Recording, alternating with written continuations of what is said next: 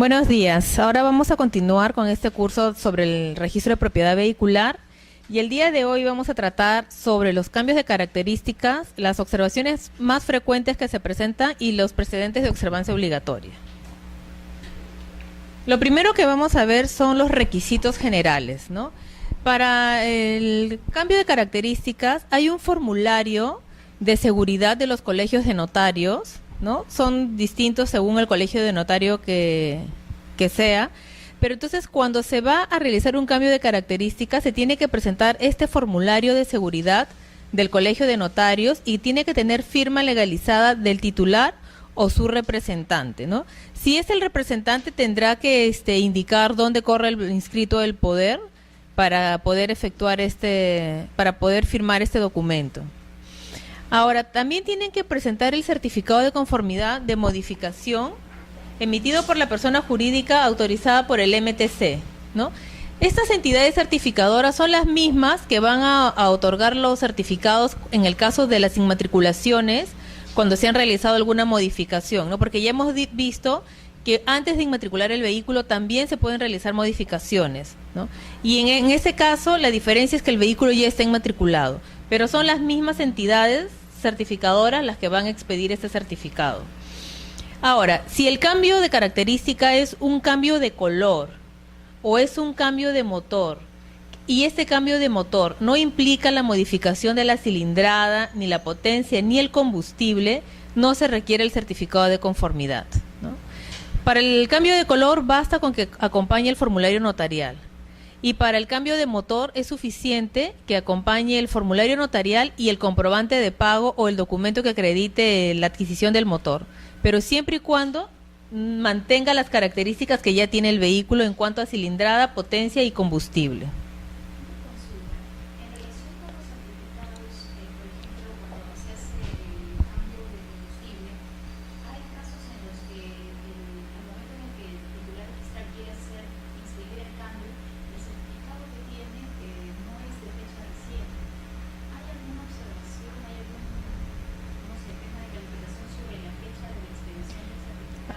¿Te refieres a la conversión?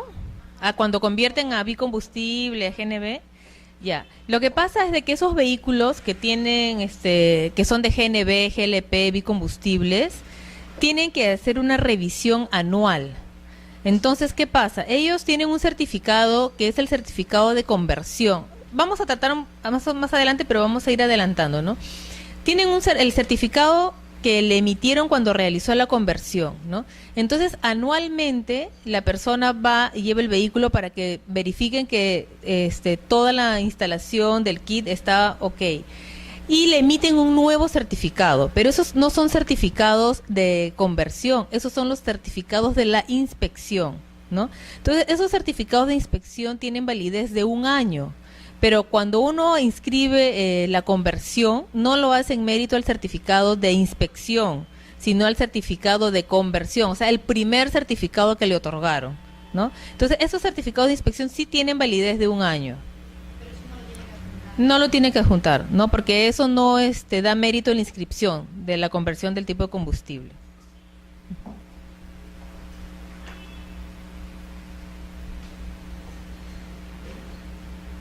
Ahora vamos a ver el cambio de motor, ¿no? El reglamento de vehicular desarrolla bastante el tema del cambio de motor, pero no es el único cambio que se puede realizar, ¿no? Se pueden realizar todo tipo de modificaciones. Se puede hacer modificación del número de ejes, del número de ruedas, de los pesos, pero básicamente se regula en el reglamento el cambio de motor. Ahora, si uno tiene otro tipo de cambios, siempre tienen que recordar que la presentación de los documentos obligatoria es el formulario notarial, confirma legalizada y el certificado de conformidad. Ahora, en el cambio de motor se tiene que acreditar la adquisición del motor. ¿Cómo yo acredito esta adquisición? De repente yo importé el motor. Si yo importé el motor, tendré que presentar mi DUA o mi DAN, que es la Declaración Única de Aduanas o la Declaración Aduanera de Mercancía. O tal vez, si yo no tengo la DUA o la DAN, tendré que indicar los datos de la DUA o de la DAN para que se pueda verificar en la página web de la SUNAT. Puede ser que yo haya adquirido el vehículo de una empresa comercializadora que haya adquirido el motor de una empresa comercializadora de autopartes. Acompañaré el comprobante de pago. Pero ese comprobante de pago tiene que ser, como les dije, de una empresa que se dedica a la comercialización o distribución de motores. Yo no puedo llevar de repente, hay una empresa que tiene el vehículo, ¿no? Entonces, como yo le voy a cambiar el motor a mi vehículo, este motor yo se lo vendo a otra persona. Entonces, de repente yo soy una empresa dedicada al rubro de las construcciones y simplemente le vendo el motor y le emito a esta persona un comprobante de pago por este motor, ¿no? Ese comprobante no me va a servir porque la persona que me lo está girando no se dedica a la comercialización y a la distribución de autopartes, ¿no?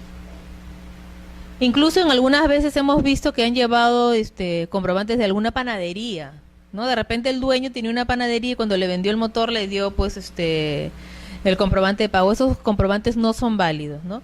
Es más, estos comprobantes de las empresas comercializadoras se verifica que sean válidos, ¿no? Se ha detectado que muchos de estos comprobantes son falsos también, ¿no?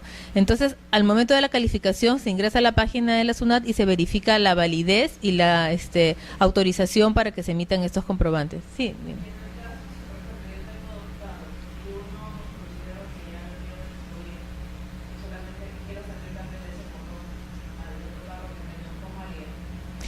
Es bien fácil. Si la misma persona es la propietaria de ambos vehículos, ¿no? Entonces él está sacando el motor de uno para ponérselo a otro. En ese caso presentas un documento con firma legalizada. Lo que pasa es que acá tienes que presentar tu contrato de compra-venta.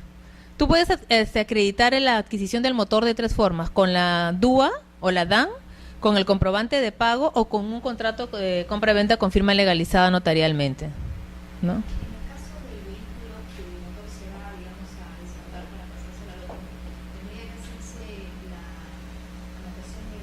Sí, eso lo vamos a ver exactamente. Puede ser, más que definitiva, se hace temporales en esos casos, ¿no? Y el contrato, miren, el contrato es cuando el vehículo estuvo registrado en otro vehículo, ¿no? Porque de repente, bastaría solo el contrato siempre y cuando el motor estuvo registrado en otro vehículo. Pero ¿qué pasa si nunca estuvo instalado en ningún vehículo? Entonces yo tendría que acompañar a mi contrato el comprobante de pago o de repente la DUA, ¿no? Para que el vendedor de este motor acredite de dónde salió este motor, ¿no? O sea, se ha dado el caso de que muchas veces alguien compró el motor, tiene su comprobante, pero nunca lo instaló en el vehículo que él quería y simplemente vende este motor. Esa venta la va a realizar él con un contrato de compra-venta, pero además tendrá que darle al comprador el comprobante de pago con el cual él adquirió. Y así es que se va a acreditar la cadena de transferencias de este motor.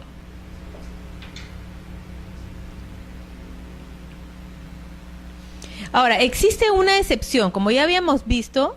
Para acreditar la adquisición del motor se tiene que presentar la DUA, la DAN, el contrato o el comprobante. Pero ¿qué pasa si se me perdió la DUA, se me perdió el contrato? No tengo yo cómo acreditar que adquirí este motor. Esta es una excepción, pero solamente es válida siempre y cuando el motor no esté inscrito en ningún otro vehículo, ¿no? Si el motor no está inscrito en ningún otro vehículo, yo presentaré mi certificado de identificación vehicular o de repente la entidad equivalente en el país y adjuntaré una declaración jurada con firma legalizada en la cual voy a indicar cuándo compré el motor, cuánto me costó y que tengo la imposibilidad de presentar los documentos que acrediten mi propiedad. ¿Qué tal? Pero recuerden que esto es solamente para los casos en que el motor no está registrado. Porque si el registrador al momento de hacer la búsqueda, cuando uno va a instalar un nuevo motor, se hace la búsqueda a nivel nacional para verificar que este motor no está instalado en ningún otro vehículo. Y si el registrador al momento de hacer la búsqueda detecta que este motor ya está instalado en otro vehículo, no podrán hacer uso de esta declaración jurada ni del certificado. Ahí tendrán que presentar el contrato de compra-venta con firma legalizada, ¿no? Firmado entre el titular del vehículo que tiene el motor y la persona que lo está adquiriendo.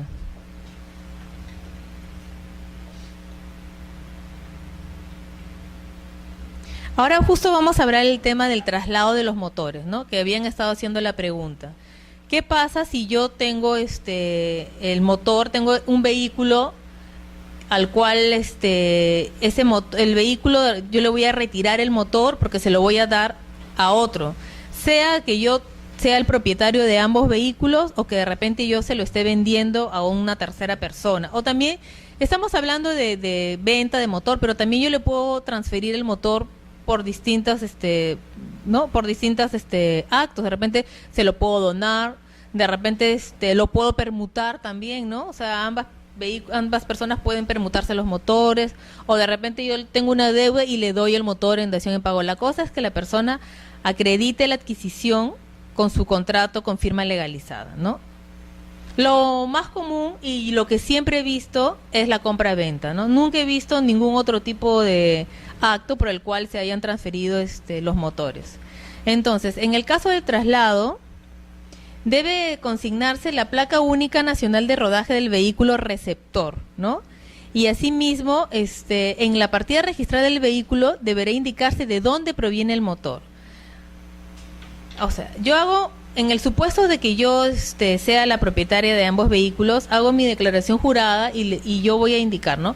El motor que está en este vehículo, yo lo voy a trasladar al vehículo tal, ¿no? Entonces, el registrador verificará efectivamente que ese motor le pertenezca al vehículo que está señalando y trasladará el motor al otro vehículo, ¿no?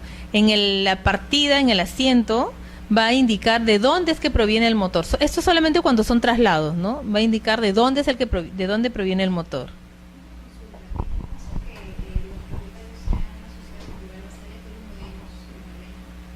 Si están...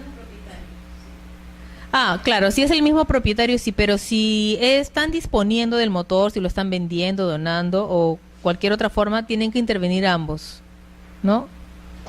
Ahora, si es una compra-venta de motor y supera el monto establecido para la bancarización, va a tener que señalar también el medio de pago que se ha utilizado, ¿no? Pero por lo general no superan muchas veces el motor, ¿no? O sea, tendría que ser pues tal vez un motor de una unidad muy grande para que pueda llegar al monto establecido, ¿no? Ahora, ¿qué pasa si al vehículo al cual yo le retiré el motor no le voy a instalar inmediatamente otro motor, ¿no? Quedaría como un vehículo incompleto, ¿no? Por lo tanto, se tiene que anotar la baja. En este caso es la baja temporal del vehículo, ¿no? O sea, realmente el reglamento habla de que cuando un vehículo se queda sin motor, se anota la baja temporal. Y en este reglamento se ha precisado que esta baja temporal la tiene que solicitar el titular del vehículo, ¿no? Porque en el reglamento anterior se hablaba de la baja temporal y prácticamente se indicaba como que de oficio el registrador lo iba a hacer, pero en la práctica lo que se daba es que se solicitaba que se pedía al propietario que acompañe la solicitud de baja temporal. Entonces, eso sí se ha precisado en este reglamento, ¿no? Ya no es una baja de oficio, una baja temporal de oficio, sino que al haber quedado incompleto, el propietario tendrá que acompañar una solicitud de baja temporal y además tendrá que devolver las placas únicas nacionales de rodaje, ¿no? Del vehículo que está quedando incompleto.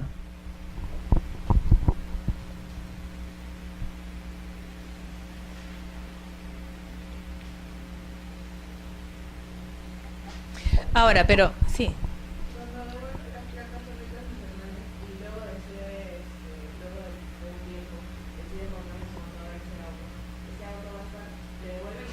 Sí. Sí, eso lo vamos a ver más adelante. O sea, el vehículo ha quedado, tiene una baja temporal, ¿no? Sus placas siguen siendo, la numeración sigue siendo la misma, ¿no? Y ya cuando él solicite la readmisión, porque ya le puso otro motor, entonces en este caso se le van a proceder a devolver las placas originales, ¿no? Las que tenía. Ahora, ¿qué pasa si el vehículo del cual yo estoy retirando el motor tiene afectaciones?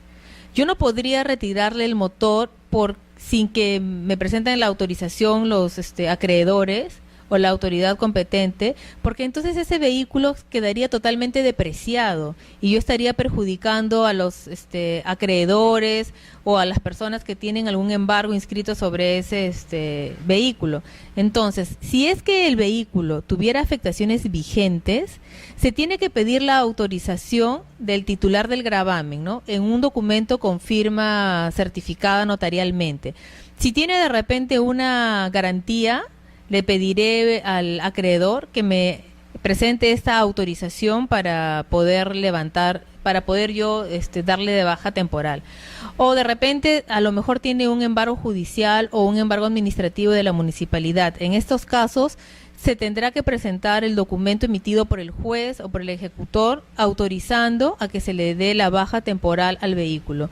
En realidad, en las veces que he realizado estos traslados y ha habido afectaciones, la mayoría de personas lo que ha hecho en sí es levantar las afectaciones, ¿no? Porque a lo mejor muchas de estas afectaciones ya por ejemplo, si era una garantía o una prenda como habían antes, a lo mejor ya había cancelado y simplemente no había regularizado en el registro la cancelación de esta afectación, ¿no? O a lo mejor los embargos ya habían caducado, entonces muchas personas lo que optan es por levantar las afectaciones en vez de adjuntar la autorización.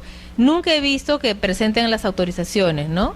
Pero si llegado el caso no presentan o no llegan a levantar en el registro inmobiliario de contrato esas afectaciones, no se va a poder realizar el traslado del motor.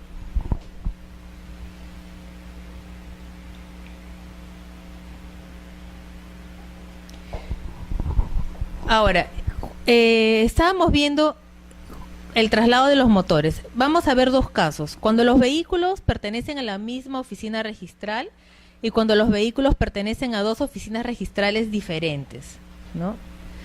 Cuando pertenecen a la misma oficina registral, al momento en que se solicita el traslado del motor, también se solicita la baja temporal del vehículo del cual se está retirando el motor originario, ¿no? Y se procede a efectuar el cambio. Ahora, ¿qué pasa si son de dos oficinas diferentes? No está.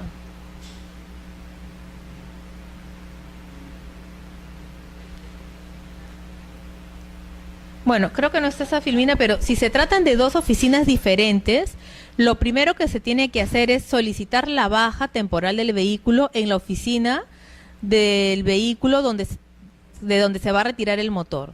Entonces, luego ya tiene que estar inscrita esta baja temporal. Y cuando ya el registrador va a instalar este motor en el vehículo, en el segundo vehículo, digamos, él lo primero que va a verificar es que ya está inscrita la baja temporal, ¿no?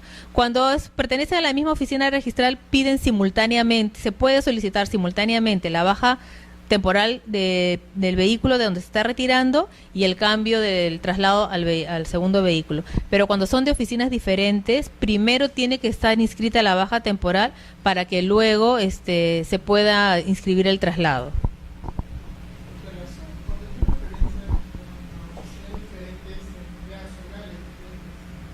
Por ejemplo, un vehículo de Lima y un vehículo de Chiclayo. Claro, zonas. Claro, a zonas registrales diferentes.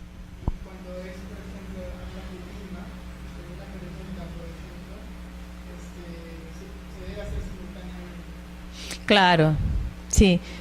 Exacto. O sea, lo que pasa es que en realidad la permuta vendría a ser un traslado igual, ¿no? O sea, tú puedes trasladar el motor por diferentes razones. Si son de Lima, entonces ahí en el mismo título, lo ideal es que se presente en el mismo título el formulario de ambos vehículos y de repente el contrato donde ellos están permutando los motores, ¿no? Entonces el registrador se va a encargar simplemente de registrar el traslado. Es más, en ese caso no hay ninguna baja, ¿no? Ahí no se va a inscribir ninguna baja temporal porque ninguno de los vehículos se está quedando sin motor.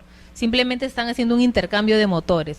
O tal vez puede ser que yo sea la propietaria de dos vehículos y yo misma quiero intercambiar los motores de mis vehículos. En este caso presentaré una declaración jurada con firma legalizada explicando que yo soy la titular y que quiero hacer este intercambio de los motores, ¿no? presentaré obviamente un formulario notarial por cada vehículo que yo voy a hacer este cambio de motores. ¿Qué pasa cuando presentan por títulos diferentes, no? Si yo presento un título del primer vehículo y digo, voy a permutar, ¿no?, el motor del vehículo 1 con el motor del vehículo 2. Y por otro lado me presentan otro título igual, no voy a permutar el motor con este. Entonces, al final, ¿cuál se hace primero, no? Ahí tendrían en todo caso tendrían que solicitar que se trabajen como títulos conexos, ¿no? Entonces, siempre y cuando sea el mismo presentante, los derechos estén totalmente cancelados, ¿no? Y no haya ningún título,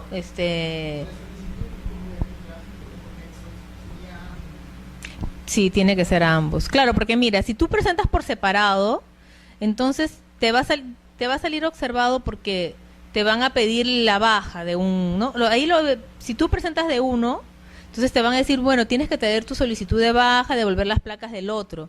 Pero por otro lado tú estás pidiendo lo mismo. Entonces, lo ideal es que los presentes juntos, pero si lo has presentado por separado, te va a salir observado. Entonces, ahí lo que te quedaría es pedirle al registrador en ambos títulos que se trabajen como títulos conexos, pero para que se trabajen como títulos conexos tienen que estar los derechos totalmente cancelados, tiene que ser el mismo presentante y no tiene que haber ningún título intermedio que te impida esa calificación, ¿no? ¿Y quién va a calificar eso? El registrador que tiene el título más antiguo, ¿no? Puede ser que sea el mismo registrador, como puede ser que sean registradores diferentes, ¿no? Entonces, si son diferentes, se lo tendrán que verlo el que tenga el primer título, digamos, ¿no? Pero lo ideal, como les digo, es que lo presenten ambos documentos en un solo título.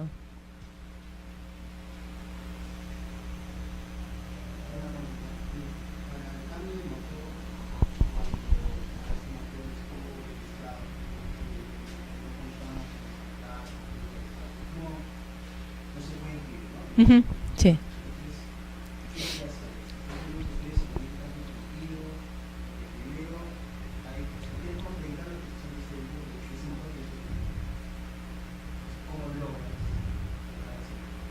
Claro, mira, ahí lo único que te queda es buscar al propietario, porque el saneamiento de tracto interrumpido no está destinado a los motores. El objetivo del saneamiento es regularizar la transferencia. Es un procedimiento para formalizar la transferencia de propiedad del vehículo, no del motor, exactamente. Ahí lo único que te queda es buscar al propietario del motor, ¿no? Que aparece registrado en otro vehículo. No, porque las prescripciones están establecidas, la prescripción notarial, digamos, está establecida para regularizar la propiedad del vehículo. Además, económicamente no te saldría cuenta. O sea, si estuviera permitido hacer una prescripción del motor, no, ¿cuánto te puede costar el motor y cuánto te va a costar una prescripción notarial? Yo creo que lo más, bueno, claro, si son de vehículos, ¿no? Muy grandes, ¿no? Camiones, ómnibus, esos motores pueden ser muy caros también, pero no está establecido la prescripción para motores, ni el saneamiento para motores.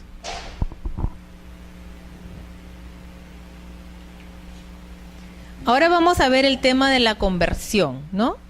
¿En qué consiste la conversión del tipo de combustible? Yo tengo pues mi vehículo que es gasolinero o petrolero, pero ahora yo quiero que mi vehículo sea a gas, GNB o GLP. Entonces, ¿qué es lo que tengo que acompañar? Pero recuerden que siempre en todo tipo de cambio de características se tiene que adjuntar el formulario notarial, ¿no? Entonces, adicional al formulario notarial, yo tendré que presentar el certificado de conversión, ¿no?, que me lo va a emitir una entidad certificadora autorizada por el MTC. No tengo que acreditar, en algunos casos presentan otros documentos de la entidad que le ha hecho la conversión. No es necesario, basta con que adjunten el certificado de conformidad. Ahora, como ya habíamos señalado, estos vehículos que son convertidos a GNB o GLP tienen que hacer una revisión, una inspección técnica anual, ¿no? Entonces puede ser de que yo ya haya tenido mi vehículo pues hace 1, 2 años o 3 años que hice la conversión, pero no registré no inscribí esta conversión en el registro de propiedad vehicular. Entonces ahora lo quiero hacer y tengo el último certificado que me dieron es de la inspección técnica, ¿no? Ese certificado no da mérito a inscribir la conversión. Tienen que acompañar el certificado de conformidad. Generalmente va amarrado a la conversión el cambio de pesos. ¿Por qué? Porque como se instala un kit en el vehículo, entonces el peso seco que tenía el vehículo, recordemos de que el peso seco es el peso vacío del vehículo, ¿no? Se va a modificar, ¿no? Entonces, el peso seco va a ser modificado, pero si la carga útil del vehículo se mantiene, ¿no? O sea, por ejemplo,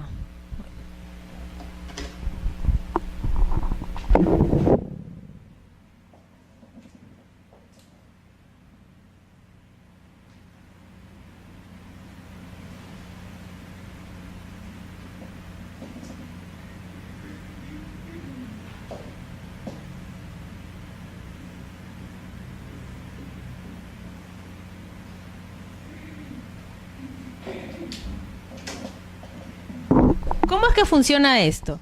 La conversión del sistema de combustión va a generar necesariamente el aumento del peso seco, ¿no? Entonces, ¿qué pasa? Nuestro vehículo originalmente tenía un peso seco de 650, una carga útil de 300 y entonces tiene un peso bruto de vehicular de 950, ¿no? Si yo hago la conversión y yo declaro que ahora el peso seco es de 750, en el certificado de conversión viene el peso seco y la carga útil. Si declaro que en el certificado me señalan que tiene un peso seco de 750, una carga útil de 300, que es la misma carga útil que tenía, el peso bruto ya no va a ser 950, va a ser 1050. Si yo al momento de realizar la conversión modifico el peso bruto, además, tendré que acompañar un certificado de conformidad de modificación. Y habíamos visto de que cuando uno hace un cambio de características, además del formulario notarial, tiene que presentar un certificado de conformidad de modificación, ¿no? Solamente si yo hago un cambio de color, un cambio de motor que no implican mayores cambios, es suficiente el formulario. Pero en este caso ya habrían dos tipos de cambios. Uno sería la conversión y otro sería el peso bruto. Entonces, para que yo no presente el certificado de conformidad de modificación, ¿qué tendría que hacer acá? Tendría que disminuir mi carga útil, ¿no? En el certificado de conversión me tienen que dar la carga útil disminuida para que el peso bruto se mantenga igual. No sé si me dejé entender, ¿no? O sea, este es mi vehículo original, mi peso seco, mi carga útil y mi peso bruto. Cuando yo hice la conversión, necesariamente aumenta mi peso seco. Este es el peso seco actual. Si yo sigo manteniendo mi carga útil, mi peso bruto va a aumentar. Por lo tanto, para que yo pueda registrar este aumento del peso bruto, tendré que presentar un certificado de conformidad de conversión, de modificación. Y para que yo mantenga para que no sea necesario ese certificado, tendría que hacer esto.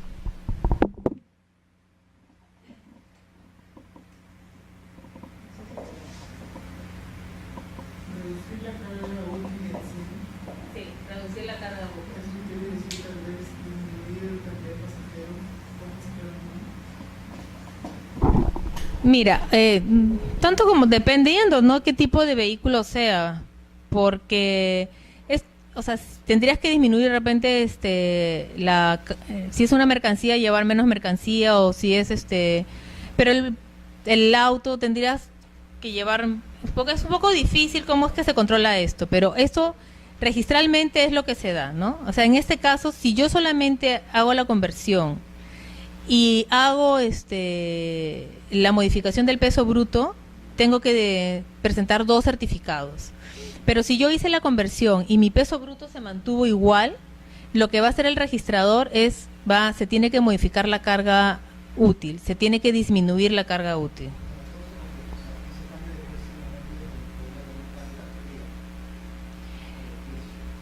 No, claro, o sea, por ejemplo, pero la mayoría de los que hacen las conversiones son automóviles, entonces ahí como que no habría mucho cambio de carrocería. Claro.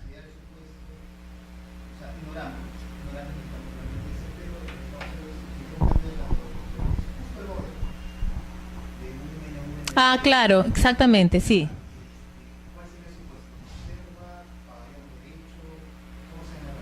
Claro, esa es una muy buena pregunta, ¿no? Porque como habíamos estado viendo, los vehículos, por las diferentes categorías que tenían M1, M2, M3, tenían un peso, ¿no? Tenían un peso máximo, un peso mínimo. Entonces sí se puede dar el caso, como acá nos señala su compañero, que al momento de que se hace la conversión se puede cambiar, pasaría de una categoría a otra, ¿no? De repente paso de ser que era un N2, ahora soy un N3. En este caso, de hecho tienes que traer tu certificado de conformidad de modificación. Ahí aparte de que se te va a hacer el cambio del peso, se te tiene que hacer el cambio de categoría. Y por cada cambio se hace un cobro. Por ejemplo, en este caso, yo cobraría, la tasa registral por cambio de características es 34 soles, ¿no? Entonces, si yo estoy haciendo esta conversión, en este caso, este cambio de peso va amarrada a la conversión. En este caso se cobra una sola tasa, porque va amarrada a esta conversión. Pero si esto implica que ya es un cambio, se hace un cambio de características, y al momento de hacer este cambio de características implica un cambio de peso, de categoría, te van a liquidar por cada cambio que se ha realizado. Lo que pasa es que a veces es un poco complejo porque tú tienes que ir viendo, hay algunos cambios que necesariamente, si tú haces, por ejemplo, un aumento de ejes, de hecho va amarrado al aumento de ruedas, ¿no? Entonces ahí se cobra como uno, digamos. Pero de repente tú puedes tener otro cambio que no necesariamente implica uno que venga amarrado con otro. Entonces ahí tú vas a tener que hacer dos pagos diferentes. Claro, ¿no? Claro, no, lo que pasa es que si tú haces un cambio de categoría, ya eso, que recuerden una cosa, solamente se podría cambiar de categoría de un vehículo de repente de categoría M, de transporte de pasajeros, yo lo puedo convertir en un vehículo de categoría N, transporte de mercancía, eso sí, pero yo un vehículo de transporte de mercancías no lo puedo convertir en un vehículo de transporte de pasajeros. Ah, claro, claro, ahí se tendría que ir analizando caso concreto, ¿no? O sea, por ejemplo, un cambio de motor que lleva implícito el cambio de cilindrada, de potencia, entonces eso es un solo cambio. O sea, yo no te voy a cobrar por el motor, luego te voy a cobrar por la cilindrada, luego te voy a cobrar por la potencia, no, todo eso es uno solo, ¿no? Entonces,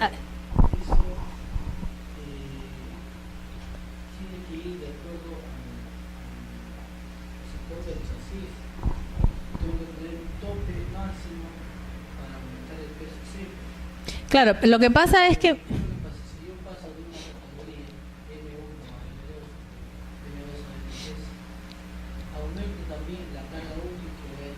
sí.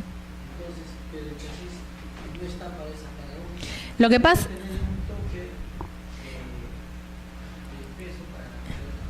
mira, todos estos certificados los emiten las entidades que han sido acreditadas por el MTC y quien te firma todos esos certificados son ingenieros. O sea, si yo le he hecho un cambio a mi vehículo, yo lo puedo haber hecho en un taller X. Entonces, cuando yo voy a ir a la entidad certificadora para que ellos me den el visto bueno del cambio que yo he realizado, esos ingenieros van a verificar si estos cambios no han alterado al vehículo de tal forma que pueda perjudicar su circulación. O sea, de repente el cambio que yo hice puede ser que yo vaya a la entidad certificadora y la entidad certificadora no me dé el visto bueno, no me otorga el certificado aprobando esta modificación. ¿Por qué? Porque este vehículo podría tener algún accidente al momento de circular por la vía pública. Entonces, no es que yo le pueda hacer al vehículo cualquier cambio, ¿no? Yo le voy a tener que hacer algunos cambios y los ingenieros van a verificar si esos cambios no van a perjudicar, que este vehículo vaya a circular por la vía pública, ¿no? Que es la circulación de ese vehículo que ha sido modificado sea segura, que no sea un peligro para los demás vehículos ni para las personas que están circulando, ¿no? Por las pistas. Entonces no es que yo le haga cualquier cambio, de repente yo le aumento el peso, como le decía acá su compañero, que no ese chasis no va a soportar ese peso, entonces el ingeniero simplemente va a decir no es posible, ¿no? Entonces por eso no, cuando llegan esos certificados, quiere decir de que estas entidades han verificado que estos vehículos no son un riesgo, ¿no? Es más, si por ahí alguna de estas entidades no van, o sea, te dan el certificado, a pesar de que tu vehículo es un riesgo, y te dan ese certificado probatorio, estas entidades pueden ser pasibles de sanción por parte del MTC, hasta les podrían retirar la autorización para que brinden estos certificados, ¿no? Entonces no es que ellos libremente o comercialmente te den el certificado. Si te dan el certificado es porque el vehículo no presenta ningún riesgo. Con las modificaciones que tú le has hecho, el vehículo sigue siendo un vehículo seguro, ¿no?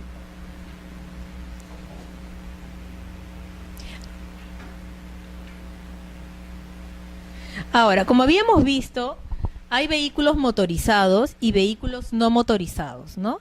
Los vehículos no motorizados y que tienen acceso al registro son los de categoría O. Para cualquier tipo de vehículo motorizado que yo le haga algún cambio, alguna modificación, tengo que presentar necesariamente mi certificado de conformidad emitido por estas entidades certificadoras.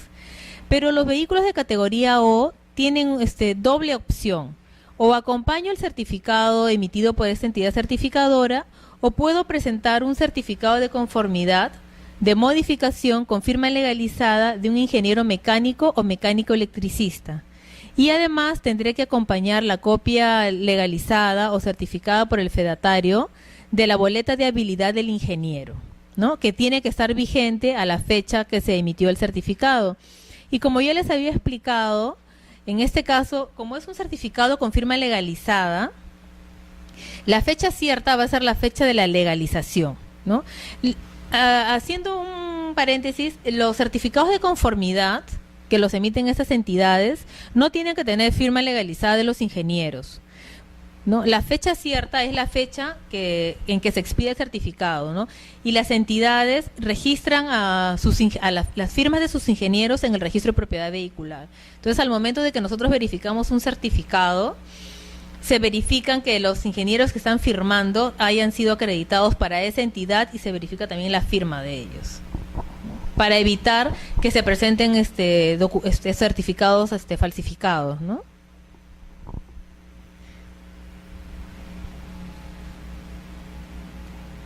Por ejemplo, en los certificados de las entidades certificadoras, ¿no?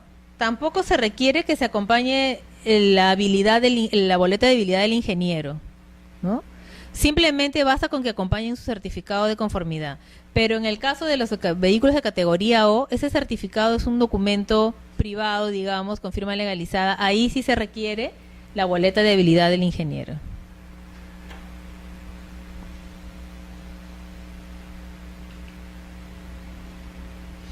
Aquí vamos a ver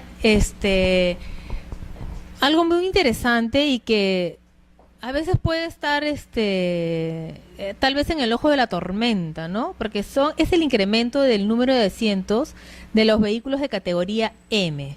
No es alegremente las personas no pueden aumentar el número de asientos a los vehículos. Eso generalmente se da para los ómnibus, ¿no? Porque obviamente, o camionetas rurales, esas grandes, ¿no? Porque obviamente un automóvil o en esas camionetas pequeñas es un poco difícil hacer el aumento de asientos. Pero para que sí procede hacer el aumento de asientos, pero básicamente lo que se necesita, aparte del certificado de conformidad de modificación, se requiere la autorización del fabricante, ¿no? En el cual él va a decir cuál es el máximo de asientos que se pueden aumentar, ¿no? De repente yo tengo un ómnibus que tiene, no sé, 30 asientos, ¿no? Entonces el propietario dice, bueno, pero yo podría aumentar y ponerle pues 50 asientos, ¿no? Entonces, para hacer esta modificación, el fabricante o en todo caso su representante en el Perú tendrá que emitir un documento indicando cuál es el máximo de asientos que pueda tener. A lo mejor yo digo, yo quiero ponerle de 30, quiero pasar a 50. El fabricante va a decir, mira, según este tipo de vehículo, el máximo de asientos que puede tener es 40. ¿No? O de repente va a decir, sí, efectivamente este vehículo sí puede tener 50 asientos. Entonces, antes no se exigía este documento del fabricante o el representante en el Perú, bastaba con el certificado de conformidad, pero ahora sí se exige que además del certificado de conformidad, que es emitido por ingenieros y que han verificado que estas modificaciones no van a alterar la estructura del vehículo, se acompaña el documento emitido por el fabricante o el representante en el Perú, señalando cuál es el máximo de asientos que puede tener este vehículo según la marca y el modelo que tienen, ¿no?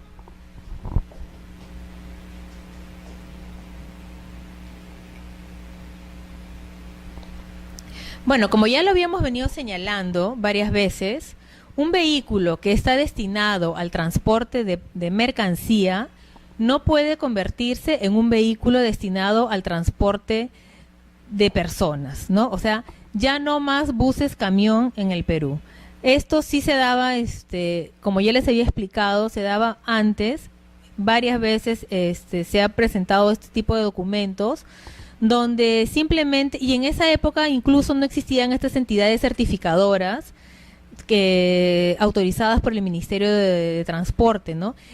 Simplemente acompañaban pues los certificados de modificación que los emitían en un taller, su comprobante de pago, y se podía cambiar un camión, se podía convertir en un ómnibus, ¿no? Pero como hemos visto, la triste realidad nos ha demostrado que ha habido una serie de accidentes con el costo muy alto de pérdidas de vidas. Entonces, por eso es que se ha decidido por no permitir más el cambio de vehículos de transporte de mercancías a transporte de pasajeros. Los que ya están registrados, ya está legitimado, digamos, ¿no? Pero ya no se permite más este tipo de cambios, ¿no? Incluso también no solamente los buses camión, ¿no? También habían muchas camionetas paneles, ¿no? Que las convertían en camionetas rurales, ¿no? Y hacían pues el servicio urbano, interurbano. Ese tipo de cambio tampoco ya está permitido, ¿no? Porque igual las camionetas paneles están dentro de los vehículos de transporte de mercancías. Entonces tampoco está permitido que yo la convierta en un vehículo de transporte de personas. No, pero las minivans son destinadas para el transporte de personas, claro.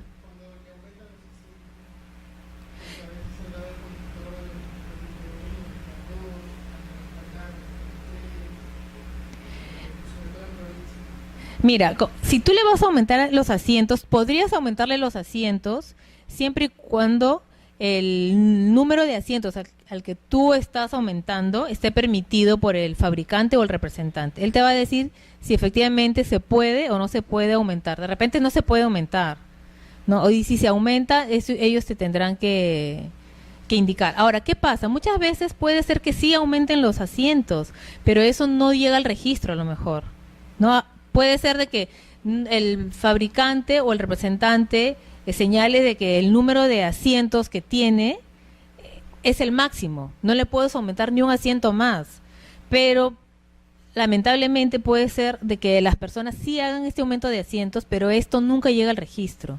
Pero si alguien pretende inscribir el aumento de asientos sin adjuntar el documento del fabricante o el representante indicando cuál es el máximo, no va a poder tener acceso al registro.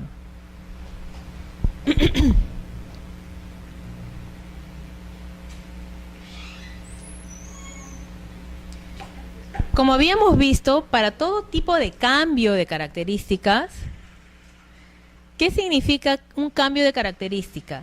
Algo que el vehículo ya tenía una característica determinada y yo le estoy modificando, le estoy cambiando otra característica. Entonces, para todo tipo de cambio de característica, yo tenía que acompañar mi formulario notarial con firma legalizada. Pero los temas que vamos a desarrollar a continuación no se tratan de cambios de características. Este caso es una incorporación de datos registrales. ¿Qué es la incorporación de datos registrales? Muchos actualmente se exigen una serie de características al momento de inmatricular un vehículo, ¿no? Incluso ahora se consigna la potencia, la fórmula rodante, la cilindrada, la categoría, ¿no? Antes no había categorías, ¿no? No existía. Los vehículos que tienen inscripciones muy antiguas no tenían categoría, en muchos tampoco se declaraba la fórmula rodante, ¿no? Entonces, ¿qué pasa? Muchos vehículos tienen, bueno, obviamente el número de serie, motor, algunos tienen los pesos y algunos tienen las medidas. Bueno, el tipo de combustible, cilindros, eso siempre tienen todos los vehículos, ¿no? Pero muchos no tienen ni pesos ni medidas, ¿no? En las tarjetas. Entonces, se tiene que incorporar estos datos, ¿no? Lo primero que se tiene que hacer antes de ir a una entidad certificadora sería verificar el título archivado, ¿no? Uno ve el título archivado porque en algunos casos estos datos sí estaban declarados, pero no se cargaron en el sistema en su oportunidad. Entonces uno verifica el título archivado. Si yo veo que en este título están los pesos, están las medidas, en algunos casos también las cilindradas, entonces yo pido por rectificación, sin ningún costo adicional, que se me incorporen estos datos que obran en el título archivado. Ahora, quiero hacerles una salvedad. Todo tipo de cambio de características va a obligar a un reemplacamiento del vehículo, siempre y cuando tuviera la placa antigua, ¿no? Si tengo la placa antigua, al yo solicitar el cambio de características, obligadamente me van a asignar la nueva placa. Entonces, si yo quiero que mi vehículo preste el servicio público, tendré que, además de presentar los documentos que acrediten el cambio de características, tendré que acompañar el certificado de habilidad que me da la entidad competente, que acredite que ese vehículo está destinado a prestar el servicio público, sea taxi, sea transporte urbano interurbano o sea transporte interprovincial. En los demás casos, que son vehículos de categoría N, que son vehículos de categoría O vehículos de categoría L, simplemente se me asignará el uso según le corresponda a la categoría, ¿no? Entonces, ¿pero qué pasa si yo vi el título archivado y en el título archivado no están los datos que me faltan, ¿no? No hay la fórmula rodante, o de repente no están los pesos, o la cilindrada, la potencia? Muchas veces no figuran, esos datos no figuran en los archivados. Entonces yo tendré que solicitar al registro. ¿Y qué es lo que tengo que acompañar? Tendría que presentar una solicitud con firma legalizada o autenticada por fedatario. Ven acá la diferencia con los cambios de características, ¿no? Los cambios es, yo tengo una característica y simplemente voy a ponerle otra. O sea, yo tengo un motor y le voy a poner otro motor. Yo tenía un color y le voy a poner otro color. Yo tenía un número de ruedas y ahora va a tener otro número de ruedas. Ahí yo presento mi formulario notarial, con firma legalizada por notario. Pero si yo le voy a incorporar algún dato, yo puedo presentar una solicitud, no tengo que presentar el formulario notarial, y puedo certificar mi firma, sea por notario o por fedatario, ¿no? Eso es para el caso de las incorporaciones, y que también va a ser para las adecuaciones, como vamos a ver. Y además tendré que presentar el certificado de conformidad de modificación. Si bien es cierto, acá no hay ninguna modificación, esta es la denominación que tiene el certificado, ¿no? Se irá a una entidad certificadora y me va a emitir este certificado de conformidad, donde se van a verificar cuáles son las características que yo le estoy incorporando al vehículo. Las más comunes son la cilindrada, la potencia, incluso la categoría, ¿no? Porque como yo les digo, la categoría no es de una característica que estuviera de siempre, entonces, relativamente hace unos cuantos años. Entonces la categoría también, los pesos, las medidas, ¿no? Ahora, ¿qué pasa si yo veo en los archivados, ¿no? Yo pedí la incorporación de las medidas o la incorporación de los pesos, porque generalmente esos datos sí están en los archivados, o la incorporación de la cilindrada, que también es una característica que también estaba en los archivados pero no se consignó. Entonces el registrador va a verificar el título archivado. O sea, yo pedí la incorporación de estas características y en mi certificado se señalaba un peso, por ejemplo, yo pedí que el peso sea 1000, ¿no? Un peso de 1000, quiero incorporar un peso seco de 1000. Entonces el registrador va a verificar el título archivado y en el título archivado sí están los pesos, pero el peso seco no es 1000, el peso seco de repente es 900, ¿no? Entonces ese ya no es un caso de incorporación, ese es un caso de cambio de características, ¿no? Porque si bien no estaba reflejado en la tarjeta, no estaba reflejado en el asiento, pero sí existía en el título archivado. Entonces en este caso ya no se va a tratar como una incorporación, sino se va a tratar como un cambio de características. Ahora, para las incorporaciones, sea que tú tengas una incorporación o tengas 2, 3 o 5 incorporaciones, la tasa registral va a ser invalorado por una sola, o sea, 18 soles. ¿No? Tú puedes tener una incorporación como puedes tener varias y por todas se te va a cobrar como si fuera uno, nada más. No, eso depende de la categoría del vehículo. O sea, solamente los vehículos de categoría O pueden presentar de un ingeniero. Todos los demás vehículos tienen que ser una entidad autorizada por el MTC.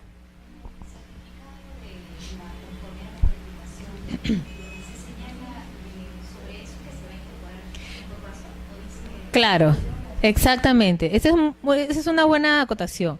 En los certificados de conformidad que acompañan, los ingenieros van a especificar, ¿no? Si es una adecuación, si es una incorporación, si es una modificación. Ellos te dicen, por ejemplo, incorporación de cilindrada, potencia, fórmula rodante, categoría, ¿no? Adecuación de combustible, y te van indicando cuál, ¿no? O sea, adecuación de combustible, carrocería, ¿no? Y luego de repente también tienes una modificación de lo que sea. Pero muchas veces, como yo les decía, en el certificado puede estar indicado como que es una incorporación, porque efectivamente en la tarjeta que les llevan las personas a esas entidades certificadoras verifican que no está el dato. Entonces pueden señalar que es una incorporación, pero si tú vas a ver el título archivado y tú vas a ver que existía ese dato, ¿no? Y a lo mejor en algunos casos coinciden y en algunos casos discrepan, ¿no? Si discrepan, entonces ya no es una incorporación, por más que en el certificado te diga incorporación, ¿no? Ya sería una modificación. Claro, exacto. Entonces, por eso, si alguien quiere incorporar datos, lo primero que tienen que hacer es recurrir al título archivado, ¿no? Como les digo, en varios están los pesos, las medidas y la cilindrada figuran, ¿no? Y es más, en algunos, un poco, eso en los más antiguos, y en los más recientes, también aparece la fórmula rodante, porque en las DUAs, ¿no? O en esa época que eran las DUAs, sí figuran, ¿no? En algunos casos la fórmula rodante, la cilindrada. Entonces, lo primero es verificar la inmatriculación. Eso es lo que tienen que ver, el título archivado de la inmatriculación.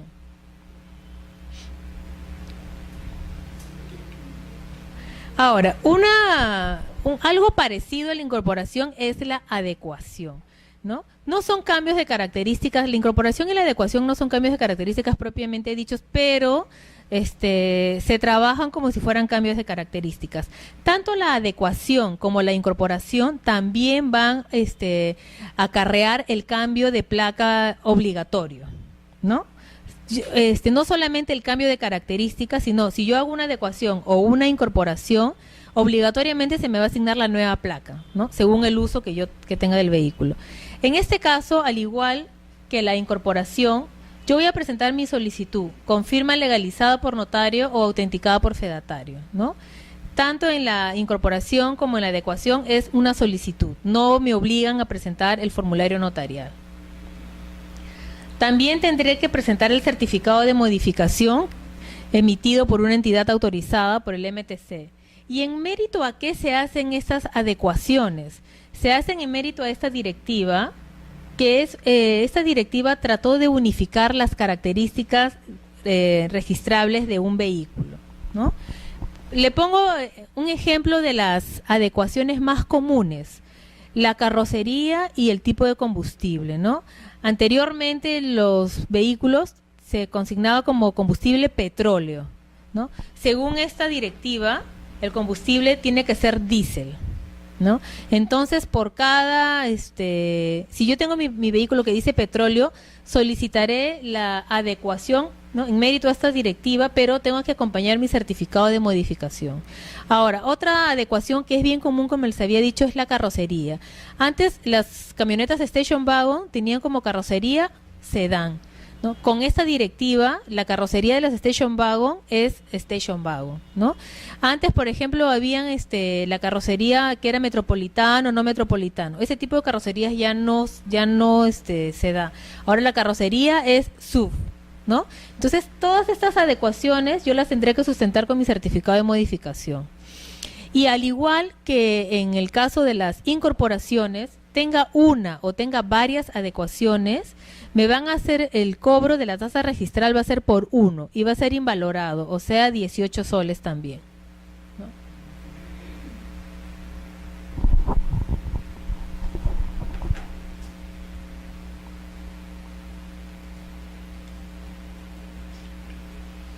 En el caso de las adecuaciones, por ejemplo, hay muchas personas que solicitan como una rectificación de oficio que se les ponga, pongamos, si yo tengo mi Station Wagon que decía sedán y ahora son Station Wagon, la carrocería es Station Wagon, entonces piden por rectificación de oficio que se les ponga la carrocería Station Wagon, pero cuando uno va al título archivado, ahí en ese momento se declaró como carrocería sedán, ¿no? Entonces, en las adecuaciones no hay muchas rectificaciones que puedan darse, rectificaciones de oficio que puedan darse, porque la denominación en el momento que se inmatriculó era esa, ¿no? O sea, esa ha cambiado actualmente, ¿no? A partir del 2006 es que han cambiado estas denominaciones, ¿no? Entonces, todas las inmatriculaciones que se realizaron hasta esa fecha, efectivamente, la carrocería era sedán para los Station Wagon, el combustible decía petróleo, ¿no? Entonces, ahora lo que les quedaría ahí es hacer las adecuaciones.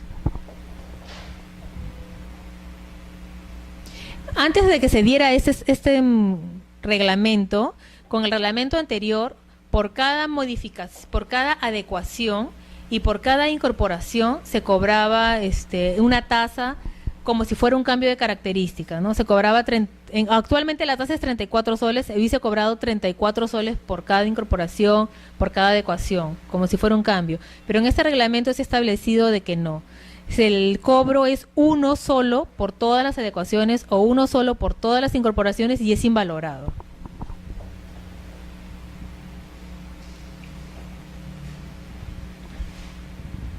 Ahora vamos a hablar sobre el cambio de placa voluntario. Eso no es un cambio de características, pero yo lo estoy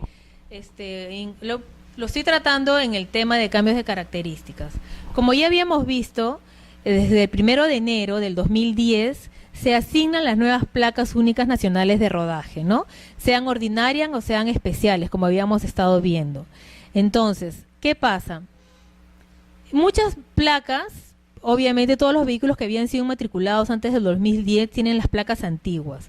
Y todos aquellos que se han ido presentando al registro desde el 1 de enero, los que han tenido placa antigua y se han presentado para hacer el cambio de características, para inscribir una transferencia, han ido obteniendo la nueva placa. Pero hay muchos que no han hecho ningún tipo de transferencia, no han hecho ningún cambio de características, ni van a hacer ningún cambio de características, ni piensan vender su vehículo.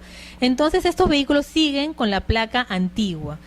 Ya salió, como les había señalado el otro día, un cronograma que vence en mayo de este año para hacer el cambio de placas, ¿no? Pero esos serán para los vehículos de transporte de personas, en el caso de servicio público, y para todos los vehículos que están dedicados al transporte de mercancías. Ellos sí tienen un cronograma que que ya han tenido que ir cambiando su placa. Pero no, en este caso, o sea, se ha tomado como un cambio de placa voluntario, ¿no? Todos aquellos que, según el último dígito de mi placa, me tocaba hacer el cambio, pues yo acudía al registro y hacía mi cambio de placa. O de repente alguno que su vehículo es para uso particular, que no ha salido el cronograma, pero yo ya quiero obtener mi nueva placa, también me puedo acoger a este cambio de placa voluntario. ¿Qué es lo que se tiene que adjuntar? Hay un formulario que aprobado por la SUNAR que las personas tienen que presentarlo con firma ya sea legalizada por notario o en todo caso autenticada por el fedatario de la institución. ¿no?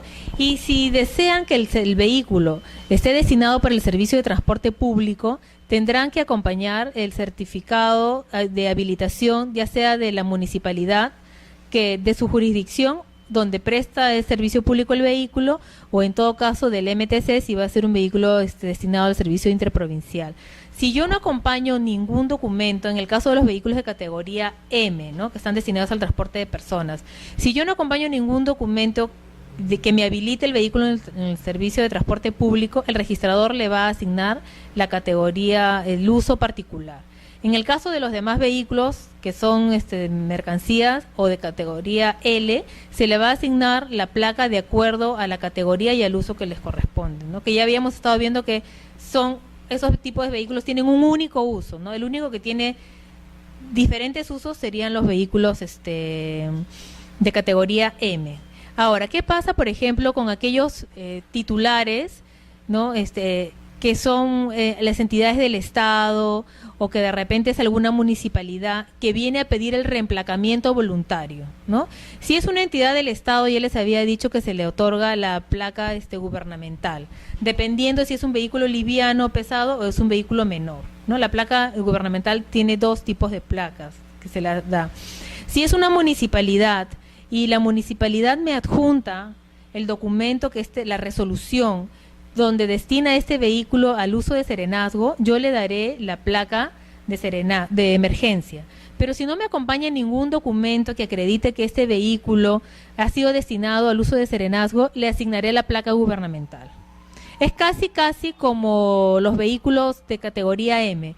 Si me acreditan que va a prestar el servicio público, le asigno ese servicio. Si no me acompaña nada, le asigno particular. Entonces, las de las municipalidades, si me acompaña la resolución que acredita que está destinado a serenazgo, le daré placa de emergencia. Si no me acompaña nada, le doy la placa gubernamental.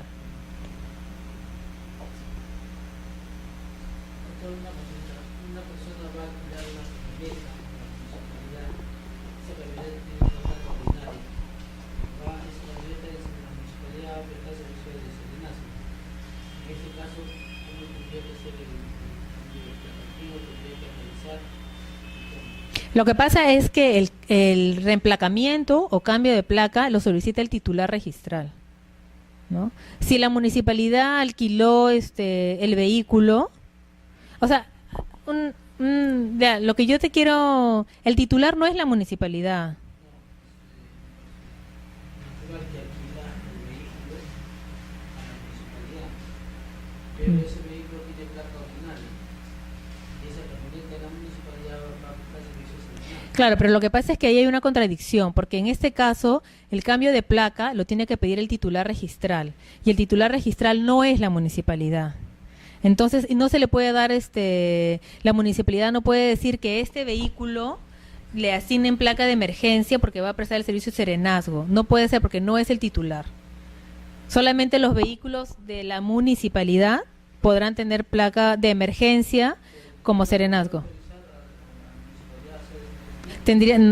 No, porque no, lo que pasa es que tú puedes autorizar a otra persona a que solicite el cambio de placa, ¿no? O sea, en primer lugar, el reemplacamiento lo tiene que solicitar el titular registral, ¿no? Si el titular no acude, puede otorgar un poder a otra persona para que realice el cambio de placa. En este caso no se requiere que sea un poder por escritura pública o que esté inscrito en el registro. Puede ser de que alguien le haya otorgado un poder a otra persona y que esté inscrito en el registro público, pero si solamente es para hacer el cambio de placa, yo le puedo dar una carta poder con firma legalizada, ¿no?, indicando que yo autorizo a tal persona para hacer el cambio de placa de tal vehículo, ¿no? Y tengo que presentar obviamente esta carta poder original. Pero en este caso, acá no se podría. ¿Por qué? Porque el titular no es la municipalidad. Y además, como hemos visto, ¿quiénes tienen este tipo de placas especiales? Las personas que van a brindar un servicio especial. Por ejemplo, la policía tiene un tipo de placa especial, ¿no? Las placas gubernamentales solamente son para entidades del Estado. O sea, yo no puedo ir y decir, mira, yo le voy a alquilar mi vehículo a tal ministerio, ¿no? Como yo le alquilo mi vehículo, entonces que le den placa gubernamental porque lo está usando el ministerio, pero el titular no es el ministerio. El titular es una persona natural o una persona jurídica y por lo tanto ese vehículo no va a poder obtener una placa gubernamental. En este caso de la municipalidad tampoco va a poder obtener una placa de emergencia, porque el titular no es la municipalidad, sino es una persona natural.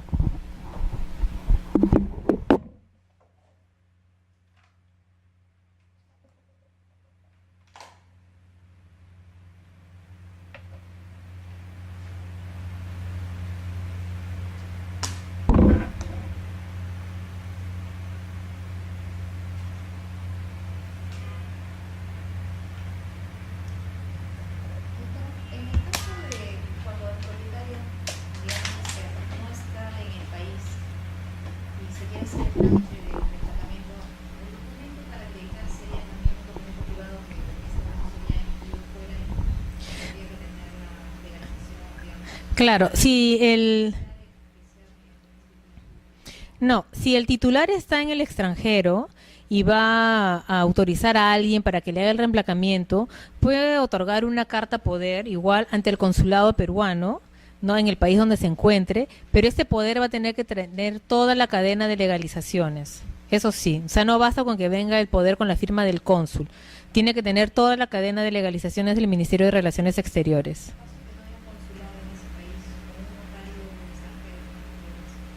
Solamente si fuera con apostilla. Pero si fuera un funcionario extranjero, un notario sin la certificación, no, porque como con el ministerio, claro, podría ser. Claro, si no es en el consulado, pero entonces el cónsul tendría que certificar la firma de esta persona que tiene determinado cargo o autoridad para certificar estos documentos, y luego sí tendría que venir el resto de la cadena de legalizaciones. Pero sí se puede, no tiene que ser una escritura pública. O sea, este es un acto bien sencillo, entonces imagínense si se les va a pedir un poder por escritura pública, sería muchísimo más caro hacer todo este trámite, ¿no? Y la tasa registral para el cambio de placa es de 18 soles, o sea, es invalorado también, ¿no? Y en el caso de que es una procedura individual, ¿puede la solicitud firmarla uno de ellos? Claro, porque esto no es un acto de disposición, es un acto de administración nada más, ¿no? Yo no estoy disponiendo del vehículo, simplemente estoy haciendo un acto de administración de hacer que se le genere una nueva placa.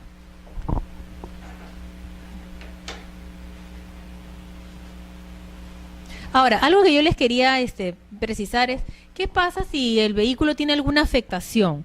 ¿Procede o no procede hacerle el cambio de placa? Procede hacerle el cambio de placa, no hay ningún impedimento que me prohíba, ¿no? Hacerle, si tiene un embargo, si tiene alguna garantía, ¿no? Que me prohíba hacerle el cambio de placa, porque el vehículo sigue siendo el mismo, ¿no? Solamente que ha cambiado la numeración. Y es más, en las tarjetas, ¿no? Y en el asiento, obviamente, aparece la placa actual y también aparece la placa antigua.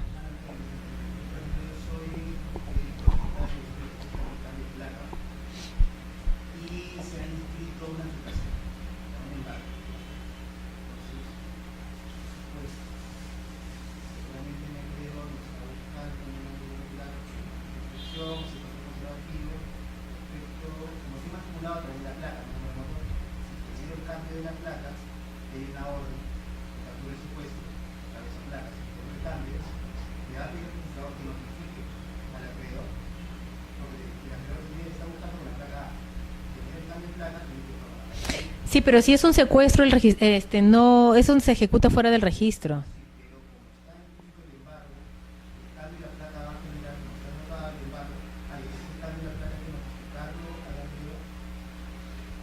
No, no se notifica al acreedor, porque en realidad, o sea, por eso es que se correlacionan ambas placas. O sea, todo aquel documento, incluso, mira, todo aquel documento que venga con la placa, el clásico ejemplo, ¿no? El vehículo ya fue reemplacado porque de repente hizo un cambio de características, pero al momento que tú vas a la notaría y haces la transferencia del vehículo, en vez de consignar la placa actual, pusiste la placa anterior, ¿no? Yo no lo observaría en este caso, porque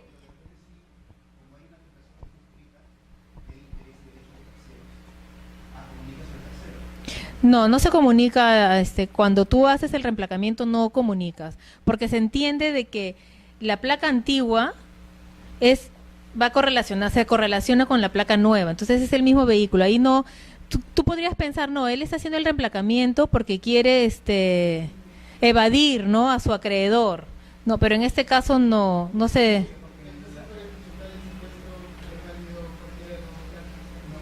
Claro. Claro.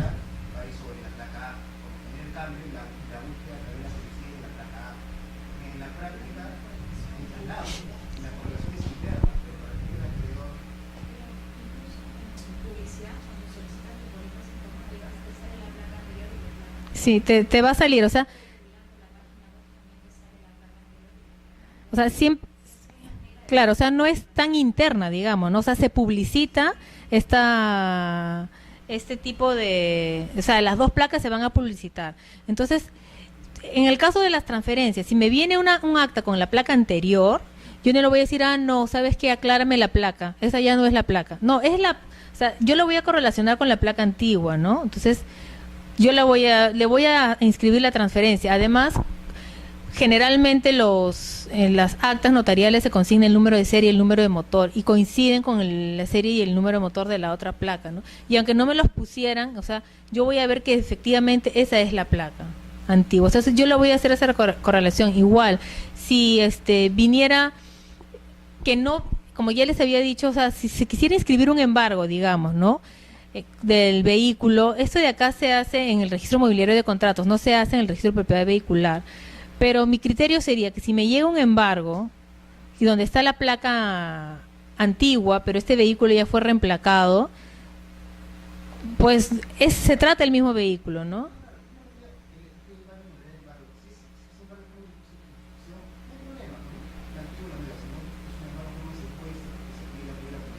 Claro, pero... claro, pero como te digo, o sea, si es en forma de secuestro, o sea, el registro está muy aparte de eso. Eso se ejecuta fuera del registro. El registro no va a saber si tiene una orden o no tiene una orden de secuestro.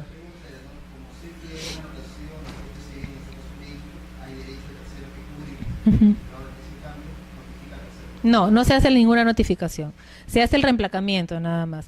La única afectación que realmente te impide que hagas el reemplacamiento es el robo, ¿no? Hay algunos vehículos que tienen la anotación de robo, entonces ahí sí previamente va a tener que levantar la afectación. Después ningún otro tipo de afectación te impide el reemplacamiento. Ahora vamos a ver la actualización de uso, ¿no? ¿Cuándo se aplica la actualización de uso? Cuando el vehículo ya tiene placa nueva, ¿no? El vehículo se inmatriculó con placa nueva o de repente se inscribió una transferencia o un cambio de características y se le asignó nueva placa al vehículo. Esto más que nada es para los vehículos de uso para transporte de personas, ¿no? Porque en realidad los otros tipos de vehículos tienen un solo tipo de uso, las otras categorías, entonces no hay ningún uso que actualizar, ¿no? Como habíamos visto en los vehículos de categoría M, la placa física se diferencian según el uso que se le otorga, se van a diferenciar por los colores. Si es particular va a ser blanca totalmente, si es para taxi o colectivo va a ser blanca con la franja amarilla, si es para transporte urbano e interurbano va a ser blanca con la franja verde, y si es interprovincial va a ser blanca con la franja naranja. ¿Qué pasa si yo al momento de hacer la transferencia, cambio de características o inmatricular el vehículo, yo les asigné un uso particular, ¿no? Y ahora resulta que lo quiero cambiar a taxi. ¿O qué pasa si yo compré mi carro y como era para mi uso particular, yo le puse particular, pero luego yo lo voy a vender y la persona que lo está comprando de repente lo quiere destinar para el taxi, ¿no? Entonces hay esa opción del cambio de uso. Originalmente, cuando salió el Reglamento Nacional de Placas, este cambio de uso se hacía ante la entidad concesionaria que fabricaba las placas, ¿no? no se presentaba, no era un acto inscribible. Muchas veces solicitaban este cambio de uso en el registro y esos títulos se tachaban porque no era un acto inscribible la actualización de uso. Simplemente ellos tenían que ir a la entidad concesionaria y hacer el cambio de uso ahí. Pero ¿qué pasaba con este tipo de vehículos, no? De repente yo tenía un vehículo como particular, ¿no? Y esta persona había ido a la entidad concesionaria y había cambiado el uso, ya era taxi, ¿no? Entonces, si este vehículo en la realidad circulaba con una placa de taxi, pero en el registro figuraba como particular todavía, o a la inversa podía ser. Entonces, ahora sí ya se acogió en el registro este tipo de actualización de uso, ¿no? ¿Qué es lo que tengo que presentar? La declaración jurada con firma legalizada por notario o autenticado por el fedatario, ¿no? Y el documento de la entidad concesionaria que ha elaborado la placa única nacional de rodaje y que acredite el cambio de uso, ¿no? Entonces, aparte de la solicitud, yo tendré que ir a la entidad concesionaria y ellos me van a dar una especie de certificado, ¿no? Y ahí van a detallar cuál es el uso actual que tiene el vehículo, ¿no? Sea para transporte público o sea para transporte, o sea particular. Ellos ahí lo van a detallar, ¿no? La mayoría de actualizaciones de uso que yo he visto son de particular a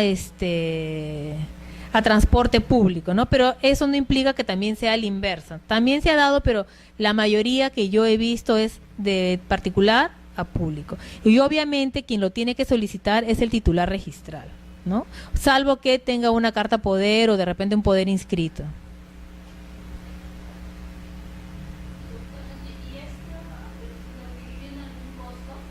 Claro, el costo es de 34 soles, como un cambio de características. ¿Por qué como 34 soles? Porque ya este vehículo tenía un uso, ¿no? A diferencia de cuando yo voy a hacer el reemplacamiento, no tenía. Entonces yo recién le voy a asignar. Entonces en este caso, como yo ya tenía, le estoy cambiando. Ahora vamos a hablar sobre el retiro y la readmisión del vehículo, ¿no? Que habíamos adelantado un poco cuando habíamos visto el cambio de motor, cuando se retira un motor de un vehículo y se queda sin motor, entonces se tiene que inscribir el retiro temporal. Vamos a empezar con el retiro temporal. El retiro temporal puede ser, que es la mayoría de veces, porque le han retirado el motor, pero también puede ser porque la persona simplemente no va a circular con el vehículo y va a hacerle el retiro, ¿no? Tienen que presentar el documento privado con firma legalizada por notario, pero tienen que señalar por qué están solicitando el retiro temporal. No basta indicar solicito el retiro temporal del vehículo, tienen que señalar el motivo por el cual están solicitando el retiro temporal. Y de verdad que en este tipo de actos inscribibles, ¿no? La mayoría de observaciones, que no son muchas, tampoco se da porque no señalan el motivo, ¿no? No indican cuál es el motivo para el retiro temporal. Y además tienen que devolver las placas únicas nacionales de rodaje, ¿no? Ahora, ¿qué pasa? Puede ser de que hay en algunos casos dicen de que, bueno, que es oneroso pues reparar el vehículo, ¿no? Y que también se les ha perdido las placas, porque hay muchos que tienen pues a veces abandonan los vehículos en la vía pública, entonces se aprovechan y les pueden robar las placas o algo. Si no tienen las placas físicas, podrían acompañar en todo caso la copia certificada de la denuncia policial por la pérdida de la placa, ¿no?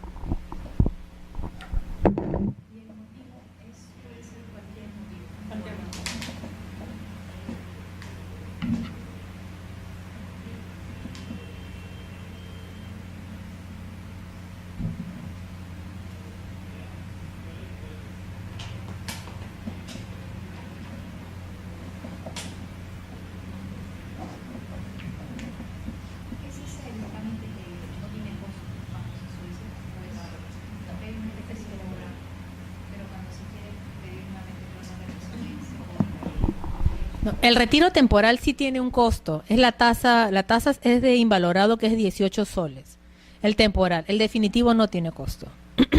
Pero eso lo vamos a ver ahorita. Estas placas que las entregan que devuelve el usuario al momento de pedir el retiro temporal son custodiadas en el registro de propiedad vehicular, ¿no? Entonces, ahora, ¿qué pasa si alguien solicitó el retiro temporal del vehículo y ya luego quiere que este vehículo sea readmitido otra vez, ¿no? Entonces, simplemente presentará una nueva declaración, ¿no? Un nuevo documento con firma legalizada pidiendo que se readmita, ¿no? El vehículo otra vez, y el registrador ordenará que se le devuelvan las placas físicas, ¿no? Estas placas están en custodia. Si la persona devolvió las placas, el registrador dispondrá que se le devuelvan las placas. Ahora, obviamente, si la persona adjuntó una denuncia policial que se le perdieron las placas, no hay placa que devolver, ¿no? En algunos casos puede ser de que tenga una placa, o sea, tiene una placa y se le perdió una. Entonces el registrador dispondrá que se le devuelva la placa que tiene, ¿no? Ahora, tienen que tener en cuenta algo, que los vehículos menores y los vehículos de categoría O solamente tienen una placa, ¿no? Entonces, en este caso, tendrán que devolver una placa. Ahora, los livianos y pesados tienen dos, en la parte delantera y posterior. Tendrán que devolverse las dos placas. Y este trámite también tiene un costo que es invalorado, 18 soles.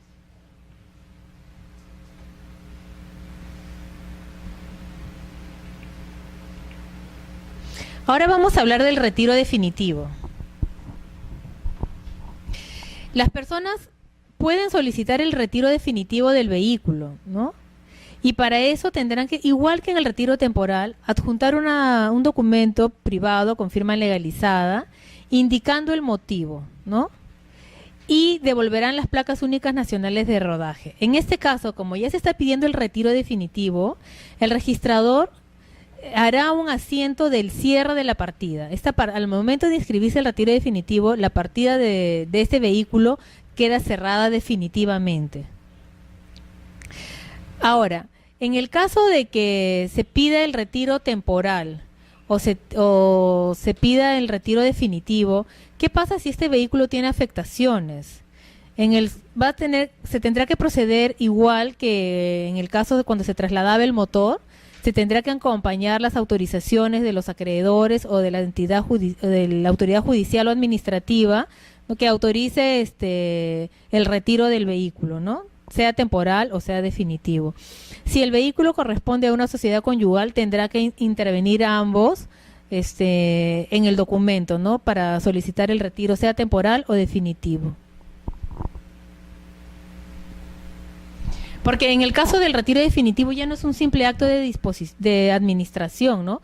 Ya están disponiendo el cierre total de esta partida. Entonces, ahí en el caso de la sociedad conyugal o en caso de copropietarios, tendrían que intervenir todos al momento de firmar el documento.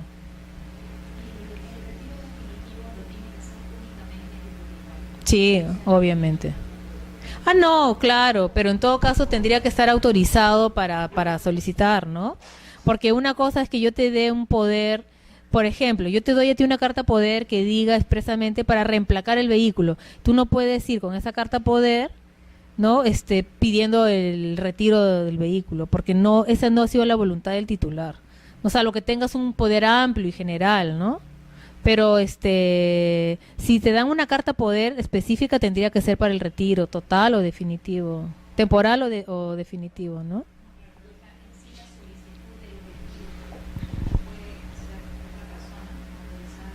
Si tienes poder, obviamente lo puedes hacer.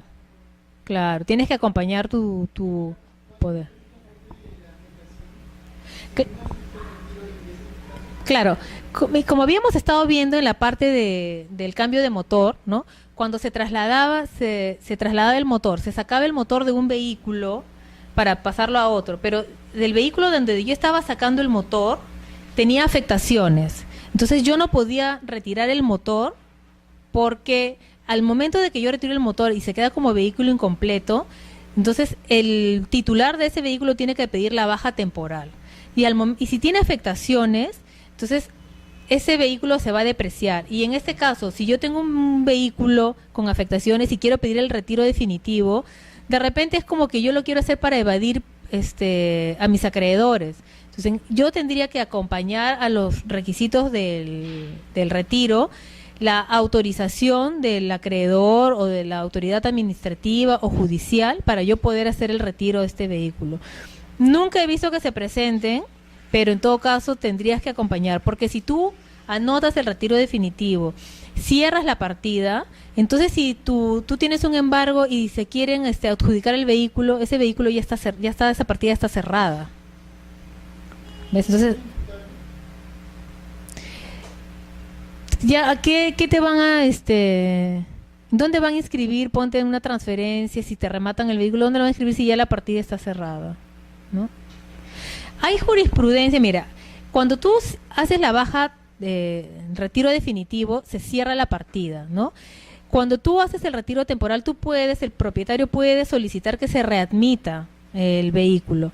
Hay alguna jurisprudencia que ha señalado que se podría un vehículo con retiro definitivo volver a readmitir, pero hay determinados, o sea, no es en todos los casos, ¿no? Dependiendo de por qué tú le diste de baja, podrías readmitirlo. No es una jurisprudencia de un precedente de observancia obligatoria. Bueno, entonces es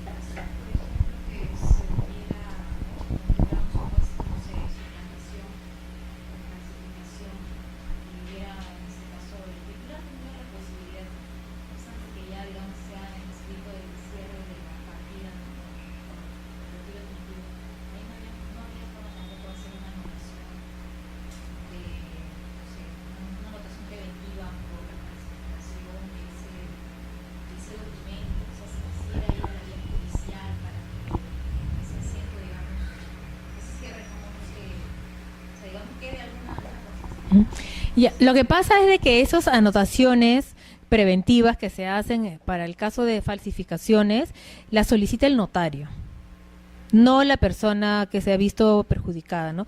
Y son dos casos, ¿no? Cuando el documento que se ha extendido, que supuestamente ha extendido el notario, es falso, o sea, llegó un instrumento público de un notario determinado y nunca este notario extendió esta escritura o esta acta notarial. Y el otro supuesto es cuando efectivamente ese instrumento sí es verdadero, pero la persona fue suplantada. Entonces, en esos dos supuestos, sí se puede, el notario es el que va a comunicar al registro que se haga esta anotación preventiva que tiene una vigencia de 1 año hasta que se pueda accionar judicialmente, ¿no? Y en todo caso, el juez, al final del procedimiento, declarará la nulidad de este asiento y en todo caso, si se tratara de una transferencia, se va a tener que revertir la titularidad a la persona anterior. Pero en el caso de un cierre temporal o definitivo, en todo caso tendría que ser el notario que comunique, porque es la única, según el decreto legislativo 1049, que es la ley del notariado, solamente el notario es el que puede pedir esta anotación preventiva por falsificación, ¿no? En todo caso, de repente la persona podría ir y decir que al ir al notario y decirle, mire, aparentemente usted me ha otorgado, ha legalizado esta carta, pero lo que pasa es que los notarios también, cuando se trata de legalización de firmas, ellos se cuidan mucho, ¿no? Y dice que simplemente ellos legalizan, ¿no?, la firma, o sea, no se hacen responsables en sí del contenido del documento.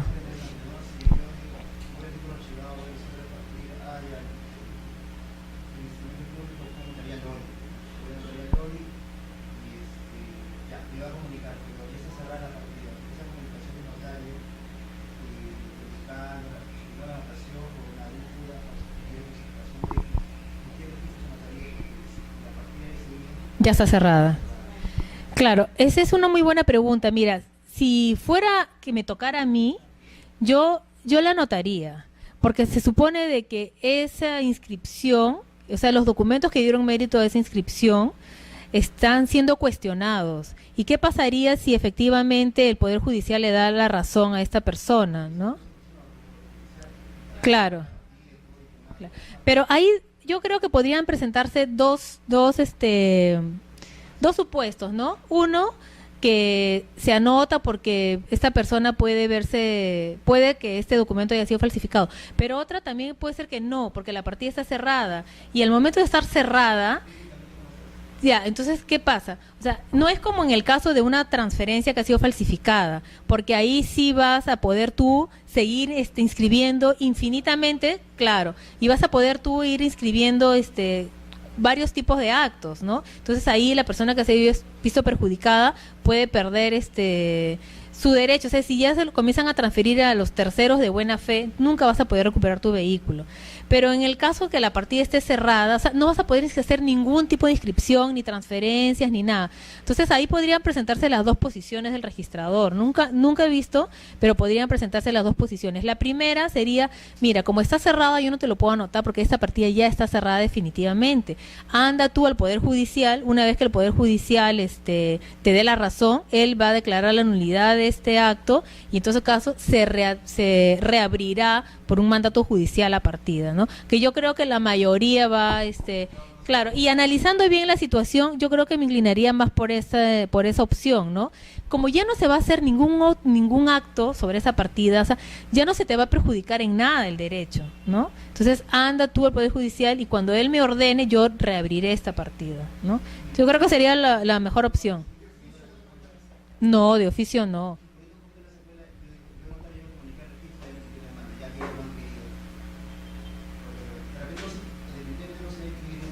Claro. No. No hay ningún otro registro, pues, ¿no? Porque como habíamos dicho, el registro vehicular se basa en el folio real, o sea, por cada vehículo se abre una partida y en esa partida es donde se van a anotar todos los actos inscribibles, ¿no? Entonces, al cerrarse la partida ya no cabría que se haga ninguna anotación. Al cerrarse definitivamente, no cabría que se haga ninguna anotación. ¿Por qué lo digo definitivamente? Porque si el vehículo ha sido cerrado temporalmente y llega de repente un embargo, ¿no? Sí se anota, ¿no?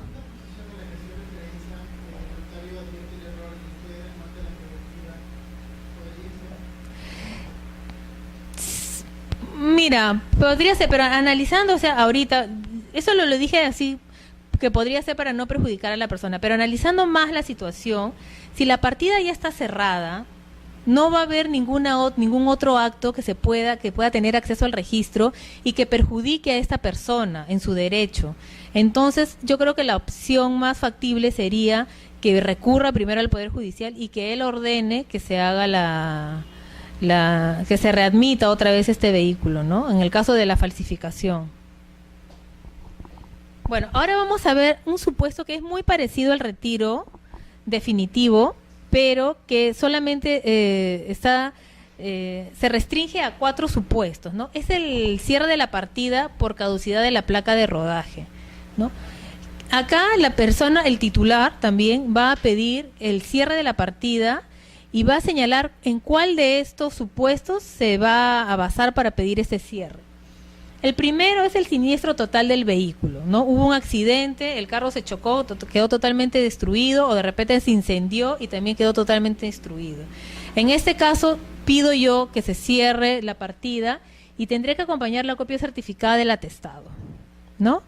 Otro supuesto es el robo del vehículo, ¿no? Me robaron el vehículo y ya han transcurrido más de 4 años desde que yo hice la denuncia y el vehículo nunca apareció, ¿no? Entonces yo no sé, de repente ese vehículo estará circulando por ahí, yo no sé qué pueden estar haciendo las personas con ese vehículo. Hay 2 opciones, ¿no? Que lo hayan cortado y que lo hayan vendido en partes, ¿no? Y otra opción es que el vehículo siga circulando con otra placa o sabe Dios hasta con mi misma placa. La cosa es que han pasado 4 años y yo no he recuperado mi vehículo, ¿no? Entonces, si yo nunca comuniqué a la DIROBE, me robaron el vehículo, yo hice mi denuncia, pero nunca se comunicó a la DIROBE, entonces basta que sean 4 años desde la denuncia del robo. Pero si se comunicó a la DIROBE y se inscribió en la anotación de robo, entonces tendrán que ser 4 años desde la anotación de la afectación del robo.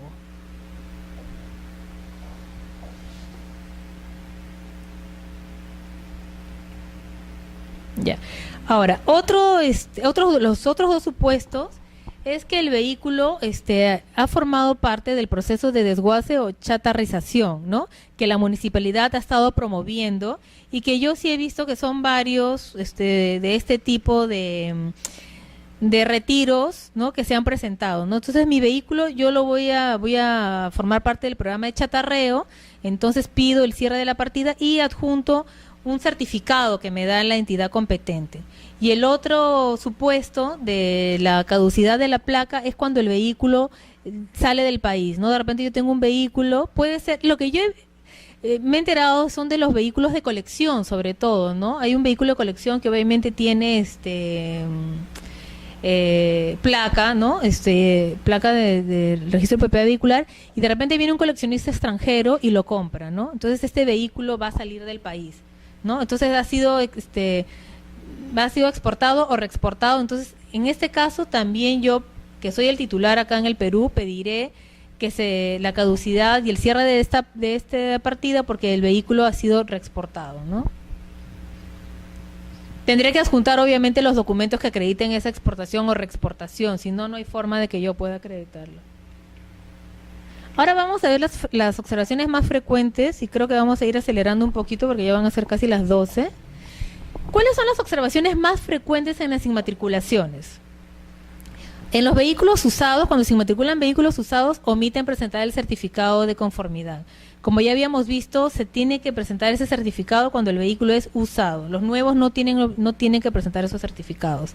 Ahora, otra observación frecuente es que existe un título pendiente en el registro mobiliario de contratos. Como ya habíamos visto, muchas veces antes que se inmatricule el vehículo, se inscribe la garantía sobre ese vehículo. Entonces, puede ser que esté en trámite la inscripción de la garantía, o también otra observación frecuente es que ya la garantía está inscrita, ¿no? Entonces, como se tiene que hacer el traslado, entonces el registrador va a liquidar en la inmatriculación para hacer el traslado de la garantía que está inscrita en el registro mobiliario de contratos al registro de propiedad vehicular. El registrador liquida por una tasa invalorada de 18 soles. Entonces lo aconsejable en este caso es, si yo ya sé que existe una garantía inscrita, entonces al momento de pedir la inmatriculación también pago ya mis derechos completos para el traslado, ¿no? Entonces así me evito que el registrador me liquide y que luego yo pague y recién se va a inscribir. Al cancelar yo ya mis derechos completos de la inmatriculación y el traslado de la garantía, entonces eso ya va a salir inscrito, ¿no? Rápido. 18 soles por el traslado de la garantía, más los 68 soles de la inmatriculación. Y otra observación frecuente también es, como habíamos visto, se hace el cambio de carrocería a las motos, ¿no? O sea, muchos se importan las motos y se les fabrica una carrocería y se las convierten en trimotos. Entonces, al momento que llenan el formulario electrónico, muchas veces no consignan los cambios, o sea, no consignan las nuevas características del vehículo, ¿no? Llenan el formulario con las características anteriores a la modificación. Entonces, cuando ustedes han hecho alguna modificación y al momento de verificar en su formulario, siempre chequeen que las características que están consignando son las nuevas características, ¿no? No las dejen con las características anteriores a la modificación. Ahora, ¿cuáles son las observaciones más frecuentes en las transferencias? El documento de identidad, ¿no? Sobre todo aquellos que fueron, como nosotros sabemos actualmente, tanto los policías como los militares tienen documento nacional de identidad, ¿no? Entonces, para todo tipo de contratos que ellos van a realizar, actualmente se tienen que identificar con su DNI. Pero antiguamente, antes que ellos tuvieran DNI, tenían actualmente tienen también su carnet de identidad, sea militar o policial. Pero antes el único documento que ellos tenían era el carnet militar o el carnet de la policía. Con ese documento se identificaban al momento de adquirir el vehículo. Y ahora cuando van a venderlo se identifican con su DNI. Entonces esa es una típica observación, ¿no? La persona va a tener que acreditar con la copia legalizada de ambos documentos que es la misma persona, ¿no? Que es quien compró con CIP o carnet militar, es quien está vendiendo ahora con DNI. Y también pasa con las libretas. Sí.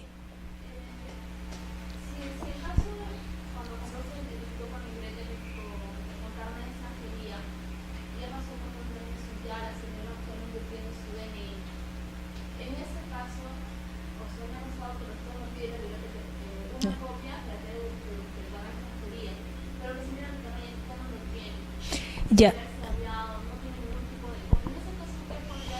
En ese caso yo he visto que presenta una constancia del Ministerio de Relaciones Exteriores donde se señala qué número de carnet de extranjería ha tenido la persona.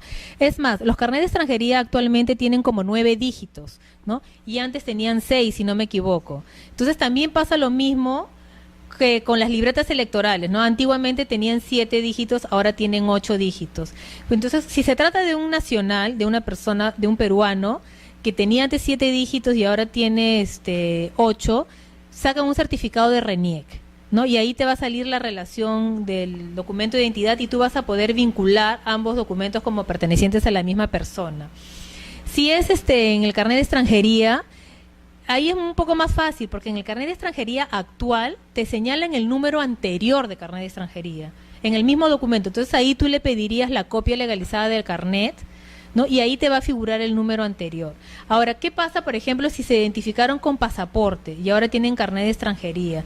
Ahí van a tener que presentar copia legalizada del pasaporte y la copia legalizada del carnet de extranjería para poder verificar los documentos y vincularlos como que es de la misma persona, ¿no? El carnet del CIP es el carnet de identidad policial y el CM es carnet militar, ¿no? Ahora, si son policías o militares, presentarán la copia del carnet de policía o militar y la copia legalizada de su DNI, ¿no? Entonces, en el caso del indico, solamente le pido que nos traigan un certificado de los estudios donde indique su número de carnet. Sí.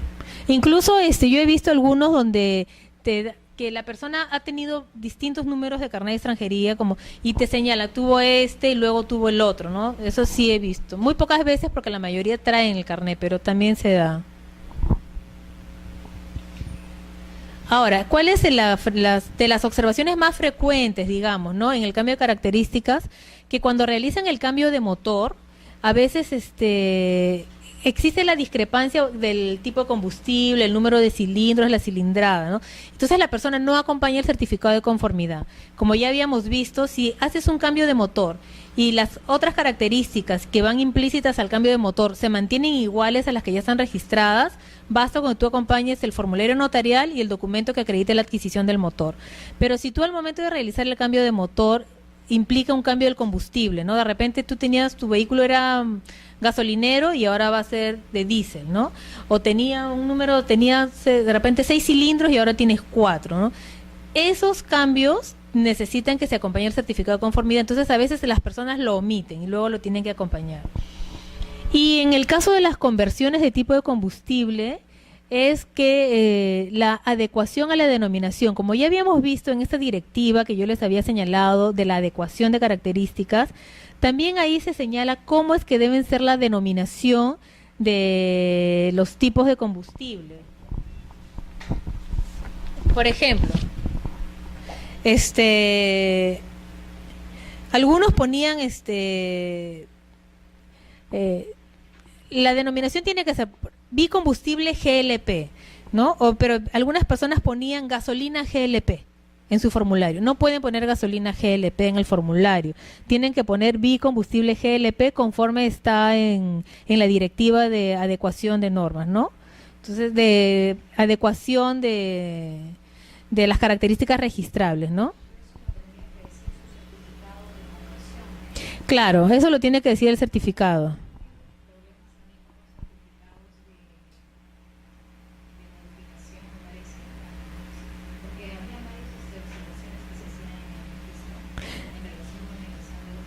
Claro, lo que pasa es de que una de las últimas normas que han salido respecto a los certificados de conformidad, antes simplemente el MTC te señalaba, iba sacando las acreditaciones, no acreditaban a esta empresa o otra. Ahora el MTC ha sacado una norma donde están acreditadas y cada empresa tiene un código, ¿no? Cada empresa tiene un código que tú tienes que tiene que estar en el certificado. Los certificados de conformidad ahora son diferentes, ¿no? O sea, dependiendo si es un cambio de modificación de características, son un poco, tú los ves rosados, ¿no? Si son de conversión de combustible, me parece que son verdes, ¿no? Entonces, antes cada entidad tenía su propio modelo, ¿no? Cada uno emitía el certificado según su estilo. Ahora el MTC ha unificado y todos los certificados son iguales, y en la parte inferior derecha se tiene que indicar cuál es el código de la entidad, y tiene que coincidir, o sea, el registrador va a verificar que el código que aparece en el certificado coincida con la norma establecida por el MTC donde se le asignó ese código a la persona, ¿no? Incluso ahora los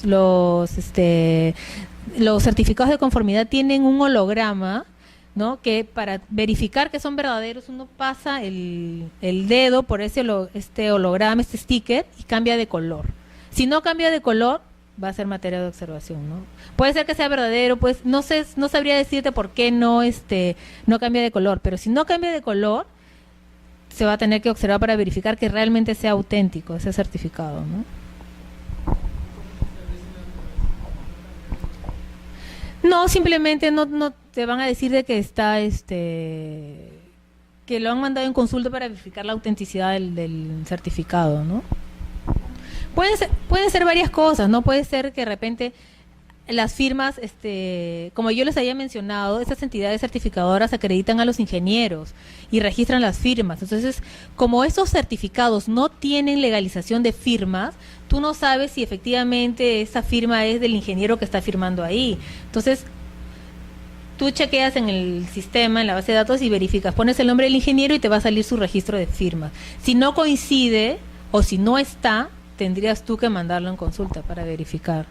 Porque mira, muchas veces estos certificados pueden ser un simple cambio de motor, pero hay otros certificados que implican mucho más, ¿no? De repente un cambio de carrocería, un cambio de pesos, ¿no?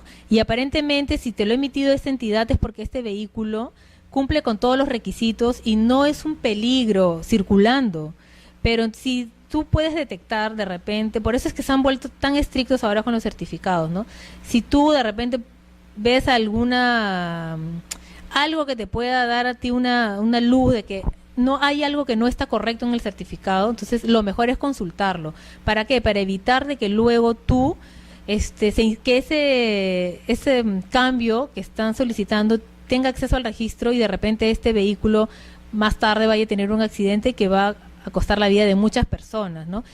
Es cierto que el registrador no es un perito, ¿no? Tú vas a ver la firma en el sistema con la firma del certificado y tú vas a ver que coinciden, ¿no? Muchas veces se va a mandar en consulta cuando la firma es absolutamente discrepante, ¿no? Hay algunas veces que de repente puede variar uno que otro dato, porque no todos firmamos igual en todos los documentos, pero sí, básicamente tiene que coincidir con la firma que está registrada, ¿no?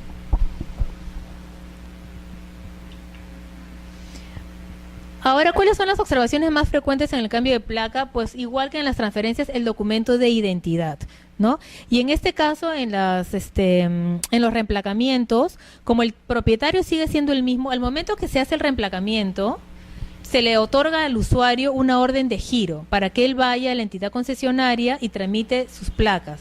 Pero ¿qué pasa cuando el documento de identidad no coincide, ¿no? O sea, cuando no coincide, no solamente yo le voy a hacer el reemplacamiento, sino que yo le voy a actualizar el documento de identidad y por eso yo le voy a liquidar un derecho y él me va a tener que adjuntar la documentación que acredite, ¿no? Si es la libreta electoral anterior o el carnet de extranjería anterior, tendrá que traer el certificado RENIEC o la copia legalizada. Si es un policía o militar, tendrá que traer ambos documentos en copia legalizada y yo le voy a liquidar por hacerle el cambio de documento de identidad. ¿Por qué? Porque si yo se le expide una orden de giro al policía, ¿no? Donde estaba con su SIP, y él va con ese documento y con su DNI a la entidad certificadora le va a observar porque no es el mismo documento de identidad. Entonces, o se le emite el certificado, la orden de giro, cuando él estaba con su libreta electoral de 7 dígitos y ahora va con su DNI de 8, también va a ser materia de observación. Entonces, en estos casos, cuando se presentan, en los casos de transferencia simplemente basta que acredites que es la misma persona y se inscribe la transferencia, no se obliga a que se actualice el dato. En el caso de reemplacamiento tienes que actualizarlo para que no tengas problemas en la entidad concesionaria. Otra característica también, otra observación frecuente es cuando firma un representante se olvidan de adjuntar la carta poder, ¿no?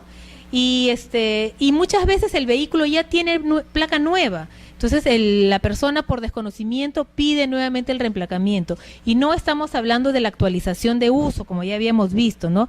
Sino yo tengo un camión que tiene placa nueva, entonces por desconocimiento, por olvido, qué sé yo, pido nuevamente el reemplacamiento, ¿no? Ya ahí se tacha de plano porque ese vehículo ya tiene nueva placa.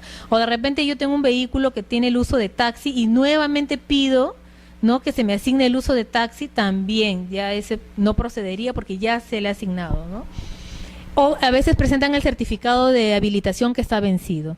Para pedir el reemplacamiento, el certificado de habilitación tiene que estar vigente. Vamos a ver algunos precedentes de observancia obligatoria. El primero es que el nombre no constituye sino una de las vertientes de la identidad personal.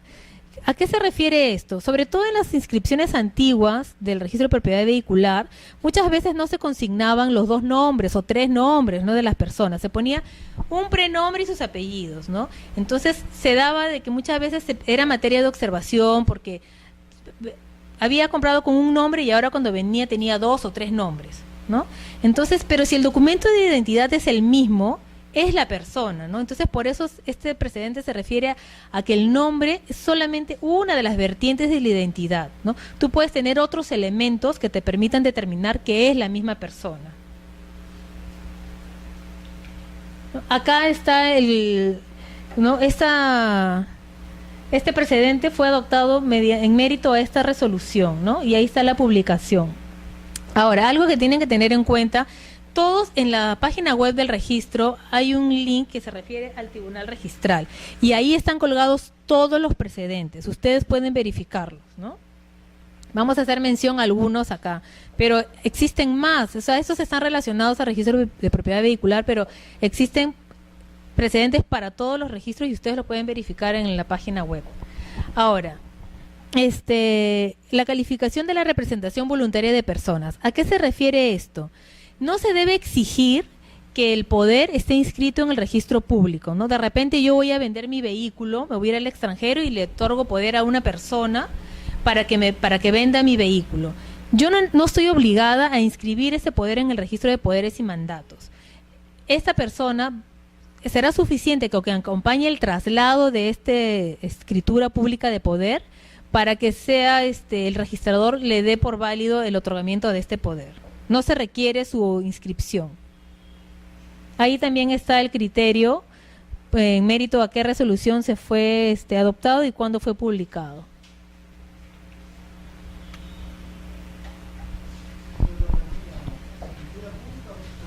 No, ahí es escritura pública. Sí.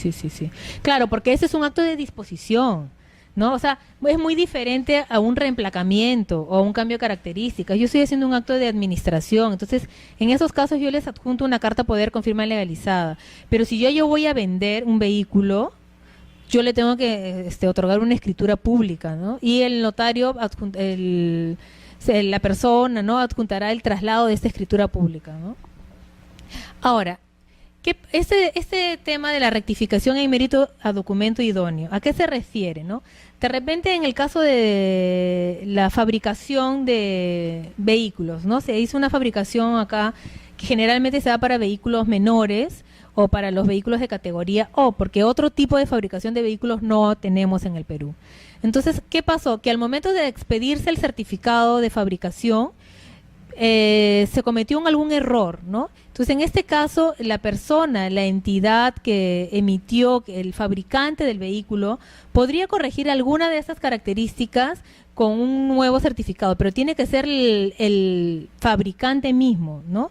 No puede ser una tercera persona. Entonces, acá por eso dice, es documento idóneo para rectificar las características registrables de un vehículo, aquel en el que interviene la misma autoridad o partes que otorgaron el documento cuyo error se pretende rectificar, ¿no? O es igual, también de repente hubo un error al momento de la declaración en la DUA, ¿no? Entonces, si yo lo que puedo hacer es hacer una rectificación en aduanas y en mérito a esa rectificación que va a figurar en el SIGAT, hacer la rectificación de las características del vehículo.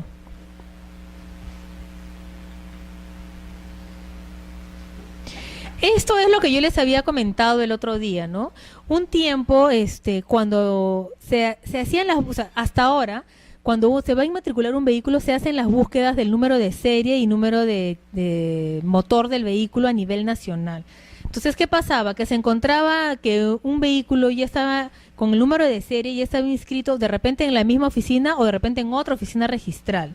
Entonces, eran materias de observación, ¿no? Entonces, acá lo que dice es que la existencia de un vehículo registrado con un número de chasis igual a otro vehículo cuya inmatriculación se está solicitando no es obstáculo para la inscripción siempre que existan suficientes elementos para determinar que se trata de un chasis proveniente de distinta fabricación. ¿Cuál era el ejemplo, no? De repente yo tenía un ómnibus que tenía un número de chasis determinado y por otro lado yo tenía de repente un camión, ¿no? O yo tenía un ómnibus que era marca Volkswagen y después yo tenía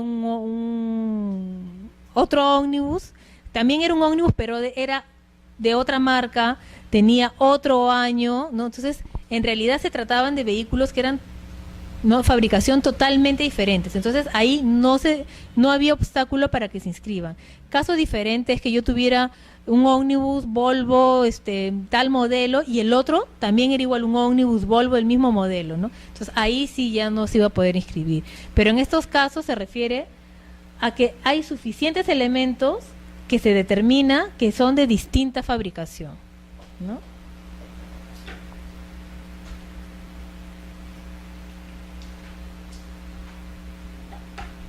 Bueno, y lo que ya habíamos estado viendo es que no está permitida la inmatriculación de vehículos mayores, o sea, los livianos o pesados, en mérito a la prescripción adquisitiva de dominio. Solamente se pueden inmatricular vehículos por prescripción notarial cuando son vehículos menores.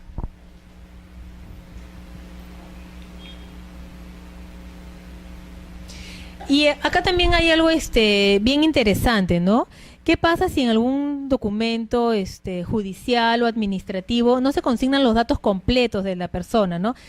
Hay un embargo, se procedió al remate, se adjudicó el vehículo a una persona y el juez en la resolución dice adjudíquese el vehículo a favor de tal persona, pero no dice cuál es su documento de identidad, no dice cuál es su estado civil, no están estos datos. Entonces, antes se pedía pues una declaración jurada donde la persona señalara cuáles eran los datos. Entonces, esta jurisprudencia, este precedente de observancia obligatoria, señala de que si se han omitido algunos datos que necesariamente se deben consignar en la inscripción, se puede presentar documentos complementarios como el DNI, ¿no? El DNI, la partida de matrimonio o la partida de defunción, ¿no? De repente la persona que se adjudicó el vehículo ya era viuda, pero su documento de identidad dice C. Entonces tú presumes que es casada, pero ahí tú vas a verificar que efectivamente a la fecha que la adjudicaron ya era viuda, digamos, ¿no? O la declaración jurada, carnet de extranjería, o sea, cualquier tipo tú tienes la opción de presentar distintos documentos que te van a permitir complementar la información que aparece en un expediente judicial o administrativo, ¿no? Para poder completar los datos que faltan. Bueno, en mérito a esta resolución se adoptó ese criterio. Y acá también es bien interesante, ¿no? Ya habíamos dicho de que la presentación de las transferencias es cautiva, ¿no? Lo tiene que presentar el notario o el dependiente del notario. Pero ¿qué pasa cuando el notario ya falleció, renunció, ya no ejerce la función notarial? Entonces todos estos instrumentos van a pasar al Archivo General de la Nación. ¿Quién va a presentar quién es la persona llamada a presentar esta acta de transferencia? Entonces ha salido este precedente donde señala que es admisible la presentación de testimonios de escrituras públicas. Bueno, en este caso puede ser de actas notariales, ¿no? Expedidos por el Archivo General de la Nación siempre que se haya identificado a la persona que tramitará la presentación del título, ¿no? Entonces el archivo dejará una constancia de quién es la persona que se va a encargar de presentar el título, como en el caso del registro de predios, el registro de poderes y mandatos, que también la presentación es cautiva, pero en la ley del notariado le dan la salvedad, la excepción, de que lo pueda presentar un tercero, pero que se va a dejar constancia, ¿no? En el parte quién es la persona con su documento de identidad que va a presentar ese título. Lo que sí les debo señalar, que esta excepción no rige para el registro de propiedad vehicular, ¿no? Si el notario está en ejercicio, no va a poder autorizar a él, a un tercero, por más que lo identifique en el parte, con el nombre completo y el DNI, para que haga el trámite. Esa excepción solamente es para el registro de predios y el registro de poderes y mandatos. Bueno, y eso es todo. Creo que terminamos con tiempo, nos hemos pasado un poquito, pero creo que les haya servido, espero que les haya servido el curso, ¿no? Y muchas gracias por su atención.